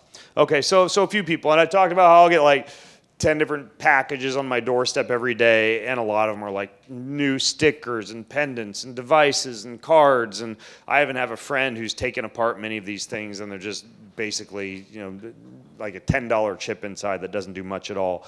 But there are certain companies that have conducted research studies on things like red blood cell clumping, the actual polarization of the cell, meaning when you get exposed to high levels of EMF, you get some calcium influx into the cell, and you can measure cellular depolarization. Or they'll look at the heart rate variability, right, measurement of nervous system balance, and actually see, even though I'll admit there's always going to be a placebo effect when you have some big fancy sacred geometry, you know, shaped pyramid on your dining room table, like that's going to have a placebo effect no matter what. If you're wearing a cool necklace or your quantum device like Kris is, I mean, there's a certain feeling that you have when you're wearing that you are protected. And it's just like when you're, you know, consuming a meal that you think is healthy that's actually chock full of vegetable oil, you're going to have less inflammation even if you think it's healthy.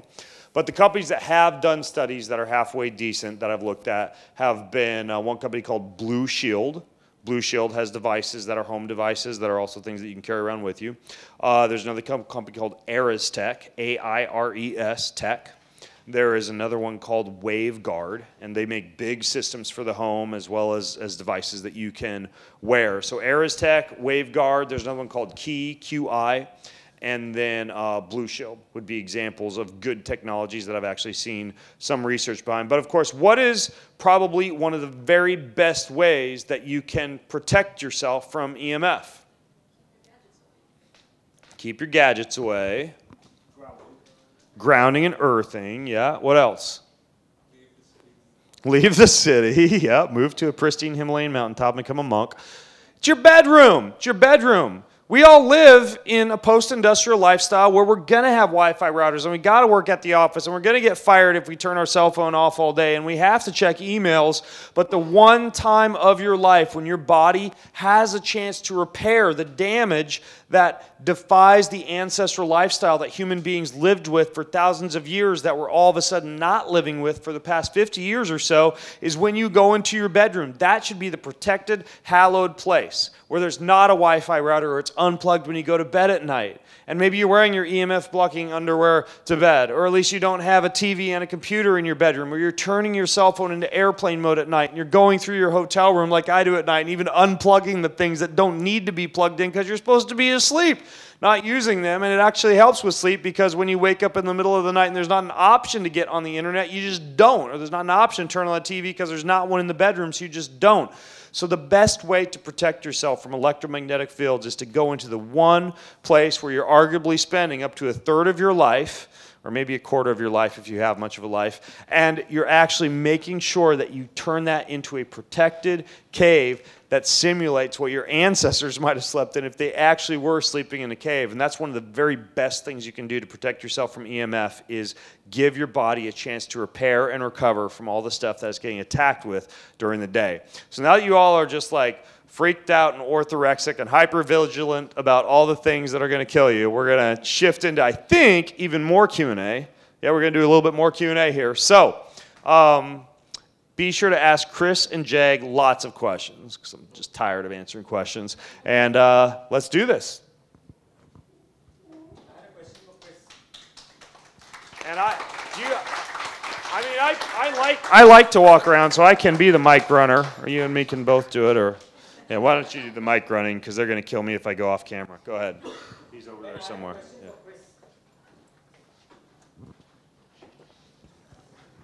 All right. While Kris is answering his question, I'm going to go empty my bladder and be right back. Good luck, Kris. Thank you. Where's the question? Yeah? Kris, one of the things Ben mentioned and you did as well was on protein, right? And the diet typically we have in India, and especially vegetarians, is not very high protein. My question was, and we've seen recently over the last few years, you have lots and lots of different protein powders that have come in, both vegan, non-vegan, and everything else. What's your view on taking any of these protein powders, and what should we look for? Yeah, good question. Because in India, whenever I've done like interviews for, I don't know, magazines or websites, a lot of the time I get the question about steroids and protein powders in the same sentence, which is kind of bizarre. So if you're looking at, there's lots of different proteins. Obviously, you've got milk protein isolate, whey protein isolate, concentrate caseinate, mycelate casein, cross-flow casein. There's just loads of different forms. My personal favorite, if you're a non-veg, is a whey protein isolate. A whey protein isolate is going to have the smallest fraction or peptides that allows, through the permeability of the gut, to get absorbed very, very efficiently. So if you look at the scale of what gets digested the quickest, you'll have like the red meats, then you'll have like the poultry, then you'll have the fish, then you'll have the egg whites. At the top of that is the whey protein isolate. That's why you'll get a lot of athletes or bodybuilders consume it post-workout, because they want to recover as soon as humanly possible, because the next day, 24 hours later, they're going to hit the gym again. So they need to be as recovered as they can, because recovery dictates your performance. So whey protein isolate. Look at the other ingredients that's in there to ensure that there aren't any artificial colors, flavors, sweeteners, gums, etc. And it can actually be dependent on the milk. You know, of course, I'll drink raw milk whenever possible. It's not always possible. But it actually can be healthier than milk because it has the fat stripped away from it. It has the lactose, the sugar stripped away from it, dependent on your goal, obviously. So whey protein isolate. There is a company, I'm not associated with them, that I'm using while I'm here. It's called Sport. It's a grass-fed whey, and that's what I'm liking at the moment. Pardon? Sport. When it comes to plant-based proteins, I've got a lot of clients that are plant-based as well, vegetarian. So I always like to look for something like a pea protein. Of course, there's rice proteins, whatever. The most important aspect of that, though, is making sure that you are taking a digestive enzyme. So, you know, some proteins actually come with digestive enzymes in there, like IOA technology. IOA technology spreads the surface of that protein to be better absorbed. So a lot of the plant-based proteins, you know, you want to soak, sprout, so your body better absorbs it. It's the same with a protein powder that is plant-based. You want to try to take a digestive enzyme with it. Yeah? Hi.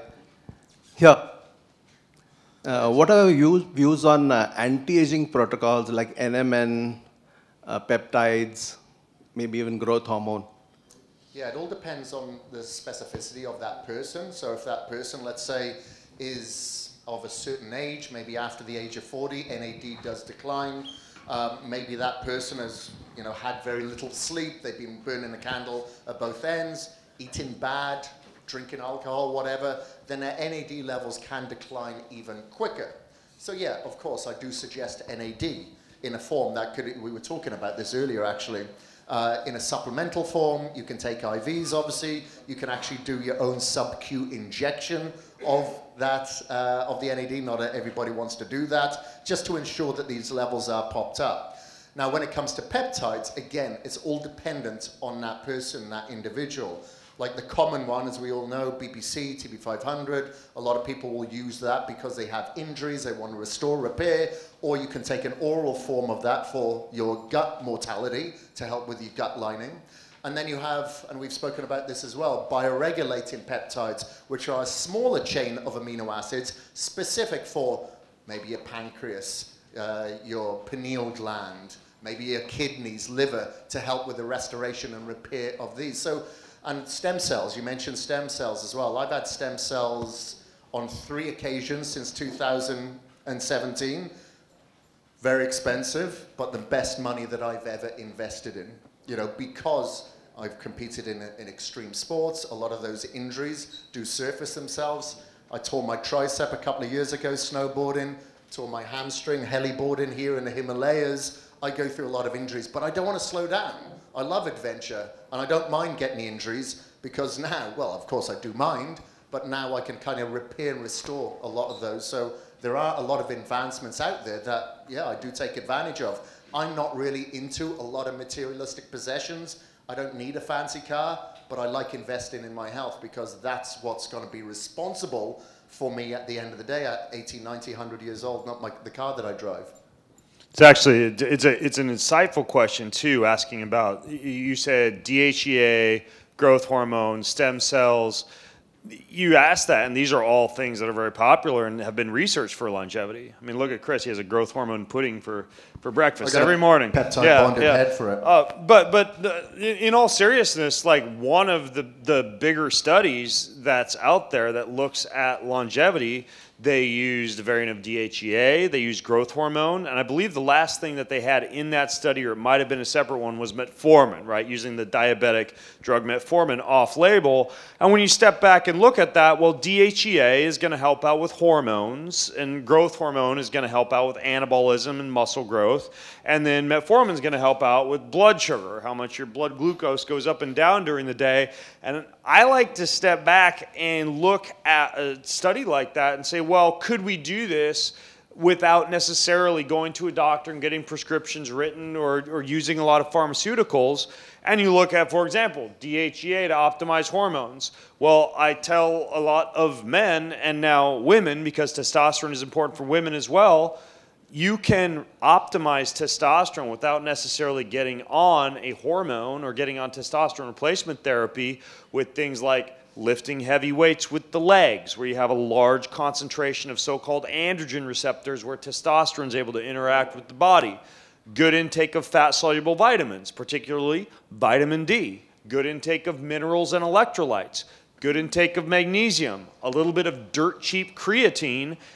Good sleep, low stress, you got your hormones addressed. Then you get to something like growth hormone. Well, there are certain things that can help with growth hormone. One example would be colostrum, like a supplement that you can take. And it is a dairy-based supplement, so some people aren't going to be using colostrum. But for people who are okay with dairy, colostrum can be fantastic at increasing growth hormone levels. And then freaking metformin, I mean, are you kidding me? You can use apple cider vinegar, Ceylon cinnamon, bitter melon extract, walking for 5 or 10 minutes before a meal, lifting a little bit of weight so you got more of like what they call a sink for blood glucose. You guys know, because I wear a continuous blood glucose monitor, you can't see it, it's on the back of my arm right here, so I'm constantly paying attention to blood glucose. You know the number one thing that even if I'm going out for a big carbohydrate-rich bread feed in the evening keeps my blood sugar low? Who can guess? Coffee?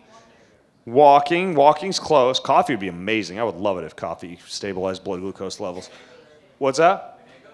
Vinegar. Vinegar is a good guess too. Vinegar is a great dirt cheap hack, as is if you're at the bar just ordering bitters over soda water with a little bit of lemon. That can also have a similar effect. Nobody's guessed it yet. Salad, fiber with the meal, absolutely. That can help with blood glucose control. Protein, sometimes protein, surprisingly, at least in my testing, can spike the blood sugar. Having fat with your meal, that can help. Paradoxically, people who eat a high-fat diet sometimes see a little bit of insulin insensitivity, so sometimes fat isn't the answer. Fasting, berbeриne's very good as well.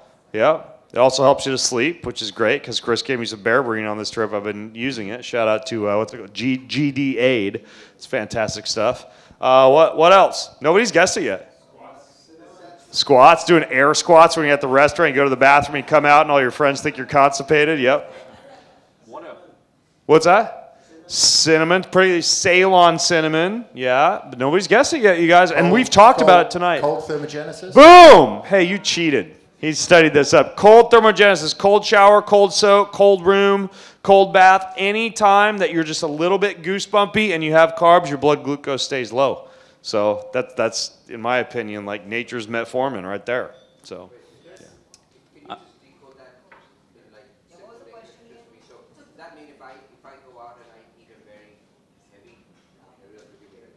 If you eat a carbohydrate-rich meal, now look, nobody wants to go take a cold shower or blast the AC on after they go home from a party. They don't go to, but before, and even starting off the day, and this is why I think it's kind of a cool lifestyle practice, I just do a 2 to 5 minute cold exposure every morning so my body's able to be insulin sensitive for the next 8 to 12 hours. Right, so you can just throw it in the morning and do it on a frequent basis, preferably on as many days of the year as possible, and you're going to stay more blood glucose sensitive, or I should say more stable blood glucose levels. So it doesn't have to be like you get home from the bar and whatever, you're with a sexy lady and you're like, hey, wait a second, pardon the shrinkage, but I got to go jump in the cold shower before I get it on because I had the bread. So it can just be like literally it's a lifestyle practice, like doing it in the morning, for example.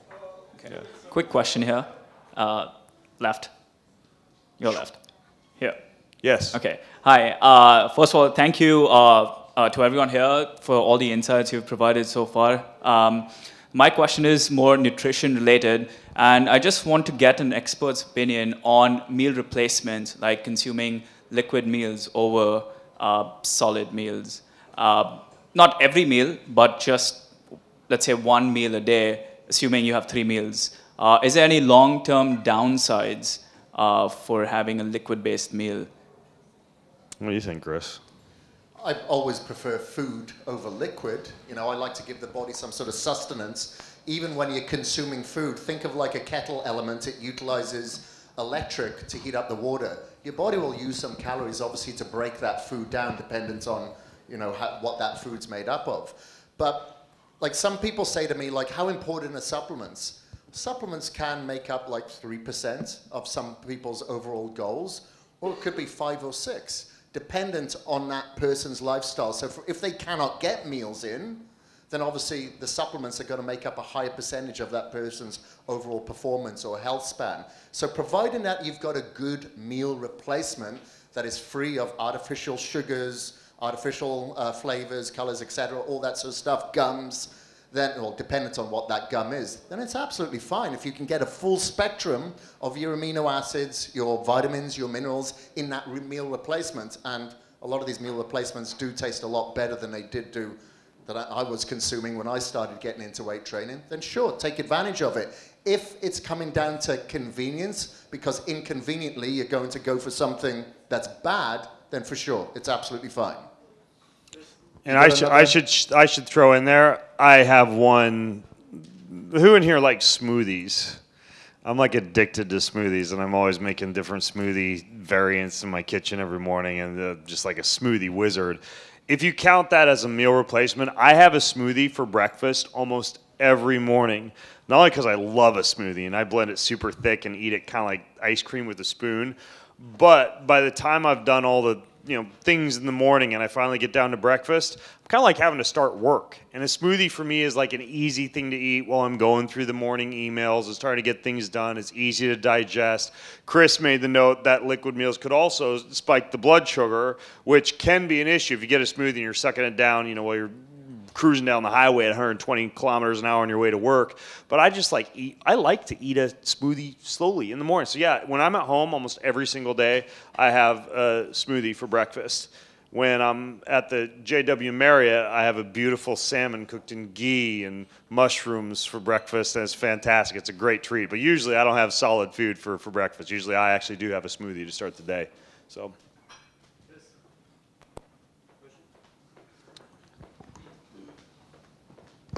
Kris, you have trained in all different styles of training that I have watched you on, be it DTP, Y3T, and all kind of heavy volume, heavy weights. So what, according to you, over the years, is the best style of training? Is it heavy volume, but then because people who are not on sports medicines or whose recoveries are not great, the CNS gets fatigued, it's not good for recovery. So what, according to you, is the best style of training over the years? Was it Mensa, German volume, the high volume? What would you recommend? Well, it's much like saying, which is the best diet.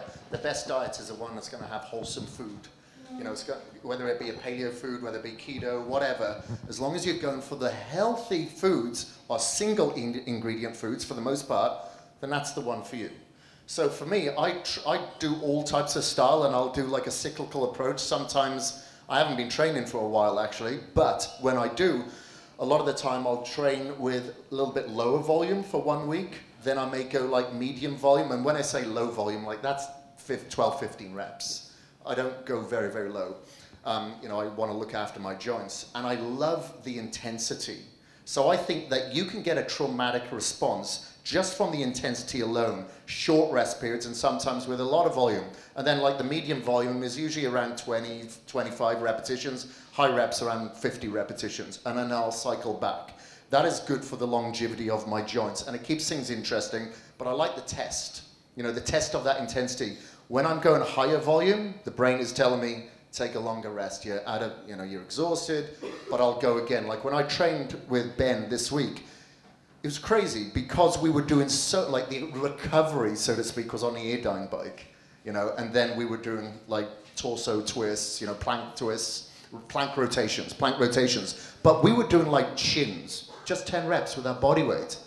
I was doing like 3 or 4, had to stop, rest, pause. Just with my body weight, just 4 sets, my lats were destroyed. Every muscle group was sore actually, other than I think my quads. Everything else was sore. Now this wasn't heavy weight. It wasn't, but it was a very traumatic experience on me physically, just through the intensity. So I think a medium amount of volume but with very, very high intensity is the way to go. Like I've had a lot of professional bodybuilders train with me, and I'm not going to try to beat their strength, but a lot of them don't finish the workouts because of the intensity. I love training intense because I want to be tested mentally as much physically. And I think that is the way to go. It keeps things interesting. And I don't train because of, you know, like some people say, how do you stay motivated to train all these years? To me, it's a necessity because it makes me feel real good, and it's mentally therapeutic for me as well. Not to the extent that I'm going to be addicted, but I feel really good from it. And usually the further I push myself into, you know, the darker depths of the water, so a harder workout, the better that I feel later. You know, I'd say throughout the years, even as a child, I was never like overly happy. I was always kind of baseline, and that was from working out, being active, participating in extreme sports made me feel normal. You know, some people will say, hey, this has just happened. Do you feel really excited? I'm like, I don't know what excited feels like. You know what I mean? So when I work out, it just gets me back to that baseline, but I have to train very, very hard for it. It's all individualized at the end of the day. Some people are going to itch that scratch different to others. So you're going to have to kind of figure out what works for you. But for me, it's more of a cyclical approach. But like I said, I haven't trained for a few months. I've just been doing a little bit more kettlebell work, a little bit more functional work, like kickboxing like we did this morning. I'm enjoying that. But then next month, I'll probably get back into the weight training. And I find that gives me longevity. You know, I'm 50 years old this year, but I feel really, really good physically because I'll back off, I'll put on a little bit of body fat, enjoy life a little bit, and then get back into it. I think if I trained the way that I did too long, it'd probably have disruption on my hormonal levels, you know? I think you also keep on switching and trying new things, like extreme, and then go back. Yeah, of course. Yeah, it makes life fun. And the fact that he hasn't been training is why he looks like such an unfit slob right now. It's embarrassing. Yeah, and I find like over the years, when you've trained for, you know, I've trained for 26, 27 years, you find it a little bit harder to lose muscle, which is a good thing. You know, when I competed in Ironman triathlon, you know, I was doing like 18-mile runs, going for a 100-mile bike ride occasionally on a Sunday. I was still doing it at 220 pounds. You know, some people have that body type, like he's in contest condition all year round, you know, as far as a bodybuilder is concerned. A lot of bodybuilders cannot get in that shape. Everyone's got different, you know, personalities. Everyone's got different characteristics of their physique.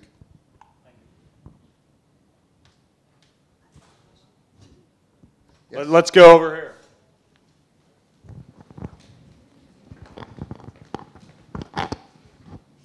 Hi. Thanks for coming down here, and thanks for your wonderful insights. I'm Kanika Kapoor, and I am a wealth manager. So my work requires me to sit for really long hours. And the other day I was discussing this with a friend, and more friends are feeling the same way as I am. I don't know, maybe it's a lifestyle or whatever. It's like I will work out for 4 or 5 days in a row. One day I'll do strength training, then I'll do HIIT workout, then I'll do yoga, and I'll repeat that. But on the 5th day, I have some or the other hip issue.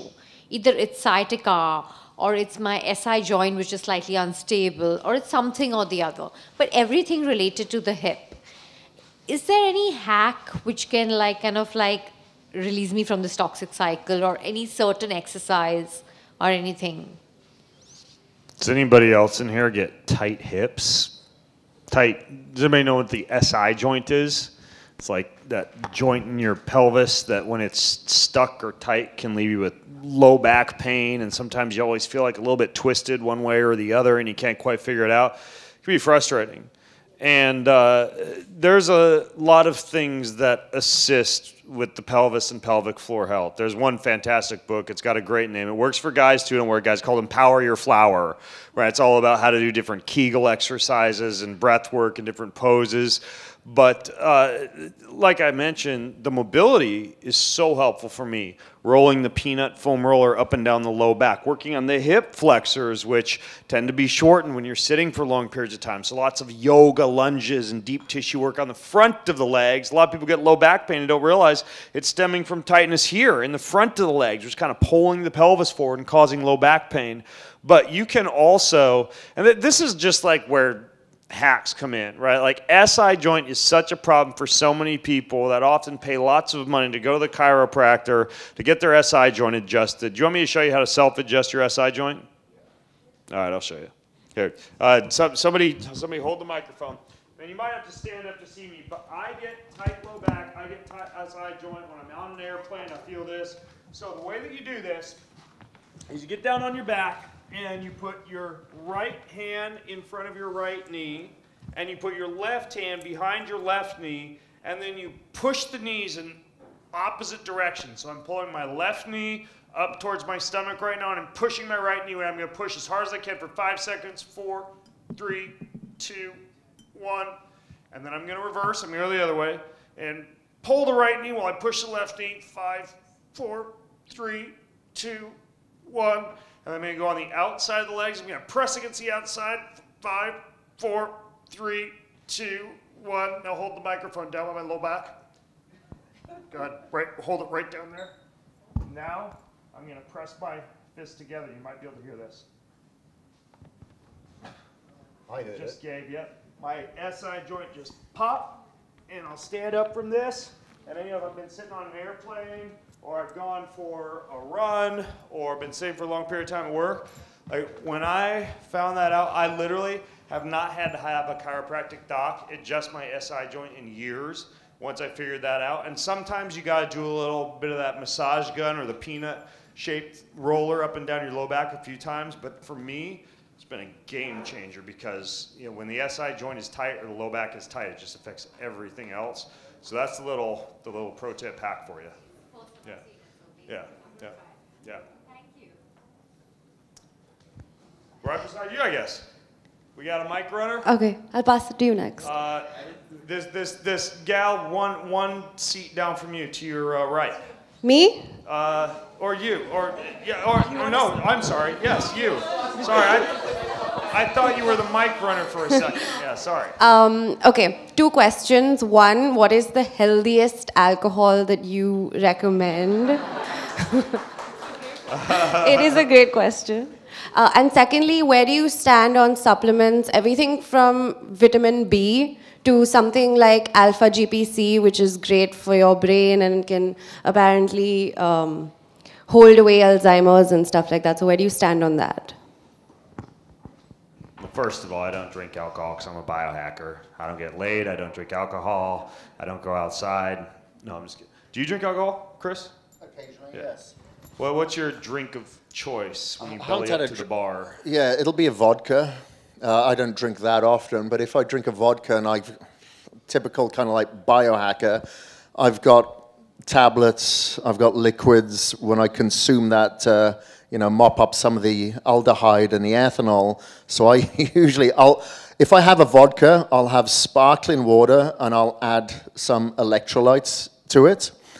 And then usually I'll have like a dihydromercetin, like berberine, beforehand maybe some hydrogen-rich water, some bitters. I usually use like Dr. Shade's number 9, something like that. I usually have that all in my fanny pack. And things like that will help mitigate some of the damage, not all of the damage. So yeah, vodka, something clean burning. You could obviously go for like a tequila or something like that, but vodka's my shtick. Yeah. Who else drinks? Who likes to drink? Or who feels a little bit guilty in here raising your hand? I drink almost every night. I have 6 to 7 drinks a week. I think that microdosing with alcohol, and if you actually look at the research on this, the research that says that drinking 6 to 7 drinks a week is bad for longevity does not differentiate between having like a glass of organic wine every night with dinner or going out and having like 7 cocktails on a Saturday night.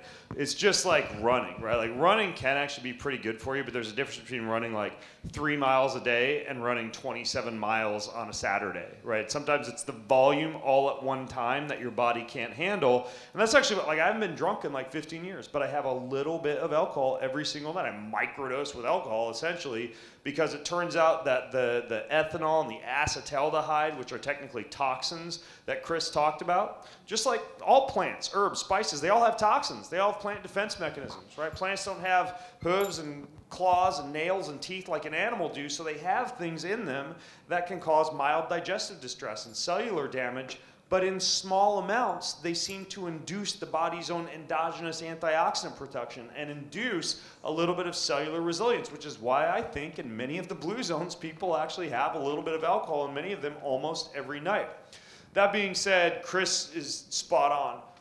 Vodka, gin, tequila, particularly mezcal tequila, and also organic biodynamic wine, like at the JW last night, we had, you guys brought me out a glass of wine. We were talking about how when I'm at a restaurant and I don't know where the wines are from, usually if you order from Italy, France, or New Zealand, they all still use biodynamic wine methods that also don't have lots of pesticides and herbicides and added sulfites to the wine. So if I order a glass of wine and I don't know if it's organic or biodynamic, I ask for France, New Zealand, or Italy, and a red, which is going to be a little bit more nutrient dense and have more antioxidants in it.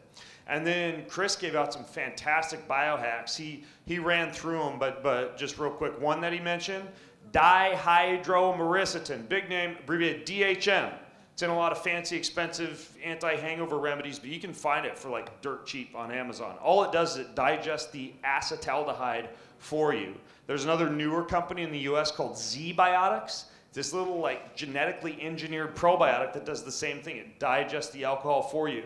Kris also talked about using things like binders after you've been drinking, like activated charcoal, chlorella. You said Quicksilver, the Dr. Kris Shade, he has one called Quicksilver. It's an activated charcoal and aloe vera based binder that helps to sop up some of the toxins after drinking.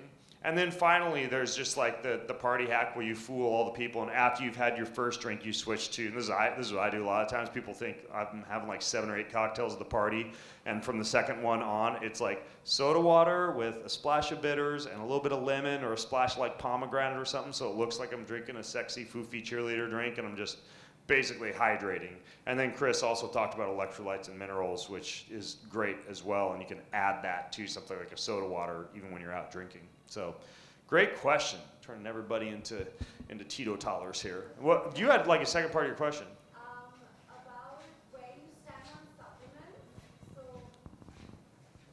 About where you stand on supplements and specifically alpha GPC. Well, supplements. You know, I was talking about how people should do like some testing of their body to see what it is that they actually need. That's true, because like some people have really high levels of vitamin D, and vitamin D is going to be toxic for them, and some people really need vitamin D. You know, like you say the same for minerals, right? Like some people already have enough minerals, and extra magnesium is going to give them diarrhea, and some people need to take it. So I think you have to test, but I would say some of the most proven research supplements out there that if somebody tells me, look, I don't have the money to test, just get me started on something, I tell them like a good fish oil or omega-3 fatty acid that's plant-based, like chlorella or spirulina or like an algae. I tell them creatine, like just taking 5 grams of dirt cheap creatine monohydrate a day, all the more so if you're plant-based because you aren't getting a lot of creatine. I tell them some type of like a organic greens powder or green supplement that's just got a lot of the vitamins and minerals and antioxidants covered. And then I would say if we could go with something that's a little bit more sexy but becoming increasingly available, it would be some kind of NAD. Like niacinamide or NR or NAD or NMN. Have you guys heard about these before? They're like really the darlings of the longevity in the anti-aging industry right now. And they're basically cellular protectants. Like if you're sleep deprived, if you're inflamed, if you've been traveling on airplanes, if you have a hard day at work, it's kind of like this magic bullet that really works well. So even though there's tons of other things, right? Like, you know, methylene blue and alpha GPC, which you talked about, which is great, by the way, for mental function. Like I would say, if you just want to get started, something with omega-3 fatty acids, creatine, some greens, and NAD would be like a stack, for example, that isn't going to cost you a lot more than like $100 a month, and you'd be on some pretty good supplements. Right here. Do you have a view on if you're going for a workout, doing it in a fasted state, you know, especially if you're doing strength and let's say if you're going for endurance, but endurance like 2 to 4 hours. Is it okay to do it in a fasted state? Or would you prefer to load up a little bit of you know, fat or some sort of natural sugar before you go for 2 to 4 hours of cardio or strength? Well, Kris is more of a beast than me because before our kickboxing workout, I came out and I cheated and I actually ducked into the lounge and had 2 scrambled eggs and ghee because I just knew by 9:30 after getting up at 5:30 I needed something before. But usually actually I like to do a workout fast in the morning because I just don't like to work out with a lot of food in my tummy. But that also can backfire if you're trying to gain muscle, right? Fasted workouts can sometimes be a little bit too catabolic, right? You can break down muscle because you don't have enough energy on board. If you're very stressed and already have a really stressful lifestyle, it can be stress on top of stress when you're pushing your body and sending it a signal that it's starved at the same time, right? That can be difficult on the thyroid or on the testosterone levels. So I think kind of like the halfway between is you can consume certain things that aren't going to be really, really big in spiking your blood glucose or let's say like breaking a fasted state that still give you some energy for a workout or a long bike ride like you were talking about. And the top two things I like for that are A, essential amino acids, which kind of simulate the amino acid composition of human muscle but don't have a lot of calories in them, and you can get vegan plant-based sources of essential amino acids. Now, Fox guarding the hen house here. I own a supplements company called Keon in the US, and one of our top selling supplements are essential amino acids. But I use about 10 grams of those before like a fasted morning workout, particularly a strength training workout. And the other one is ketones. Ketones are basically what your body would produce if you were fasting for a long period of time, but you can actually consume them as a supplement. I recommend liquid ketones. They're called ketone esters. You can buy ketones as a supplement. It's like a powder that you add to smoothies and water, but you have to eat a lot of those to get into ketosis, and because they're bound to a salt, it can cause digestive distress. But there are companies like Ketone Aid or HVMN that sell increasingly affordable ketones that you can stack with aminos. That's like the ultimate stack, in my opinion, for a fasted workout where you just want to go for a long time but don't want to fuss with eating, is amino acids and ketones. So, great question. We okay on time, by the way, with these? Oh, we got time for one more, and then I'll let Jag tell you what happens next. So I have a question for Kris, sir. Can we calculate our alcohol calories when we are following some specific like daily intake calories? Do you mean like if it fits your macros? Yes. Can you do that? Right. Not in a perfect world, but if you must, for sure. So if somebody has, like, there's a celebration, of course, I'm very strict with my clients, but I understand a lot of them are long-term clients and they want to live. That's absolutely fine. So it all depends how much that person's going to consume. Of course, I'm not an advocate of binge drinking, but yeah, if, for instance, they're on a particular diet where they need to lose body fat for a particular event, for a shoot or anything like that, yes, I'm going to calculate roughly what those calories... Occasionally it's fine. Occasionally, I'll say it can be done. It can be done, for sure. Thank you so much. But take into account, of course, if you're going to get in shape, the amount of calories that you're going to consume are generally going to consume in a different way than they would for food as well. It can raise your cortisol levels substantially. Generally, people who have higher cortisol levels, you can get that beer belly, as it's called. So. Again, and one of the things that people get into when they drink alcohol, they lose their inhibitions, and now they just eat a lot of crap on top of that. Yeah, and then your body's only going to utilize one as the fuel, and it's not going to be the alcohol. Thank you so much. Thank you, everybody. Great questions.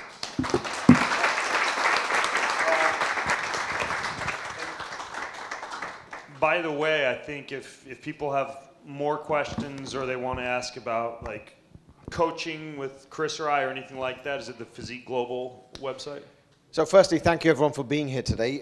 Today's actually proven that there are so many people here who are like-minded, and this is one of the advantages of these events, bringing you all together and creating that community. So for that purpose, we've created a new platform which is called the Biohacking Directory. And I'd request if you all just have a look at it, check out the content. Ben and both Kris have worked very hard to produce content. In fact, Ben was walking around Delhi creating content for Indians, right from the basic level all the way to the advanced. If you do have more questions, feel free to DM. We will look at those and try and answer as many as possible.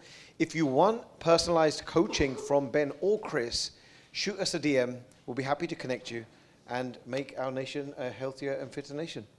Thank you. Thank you, everybody.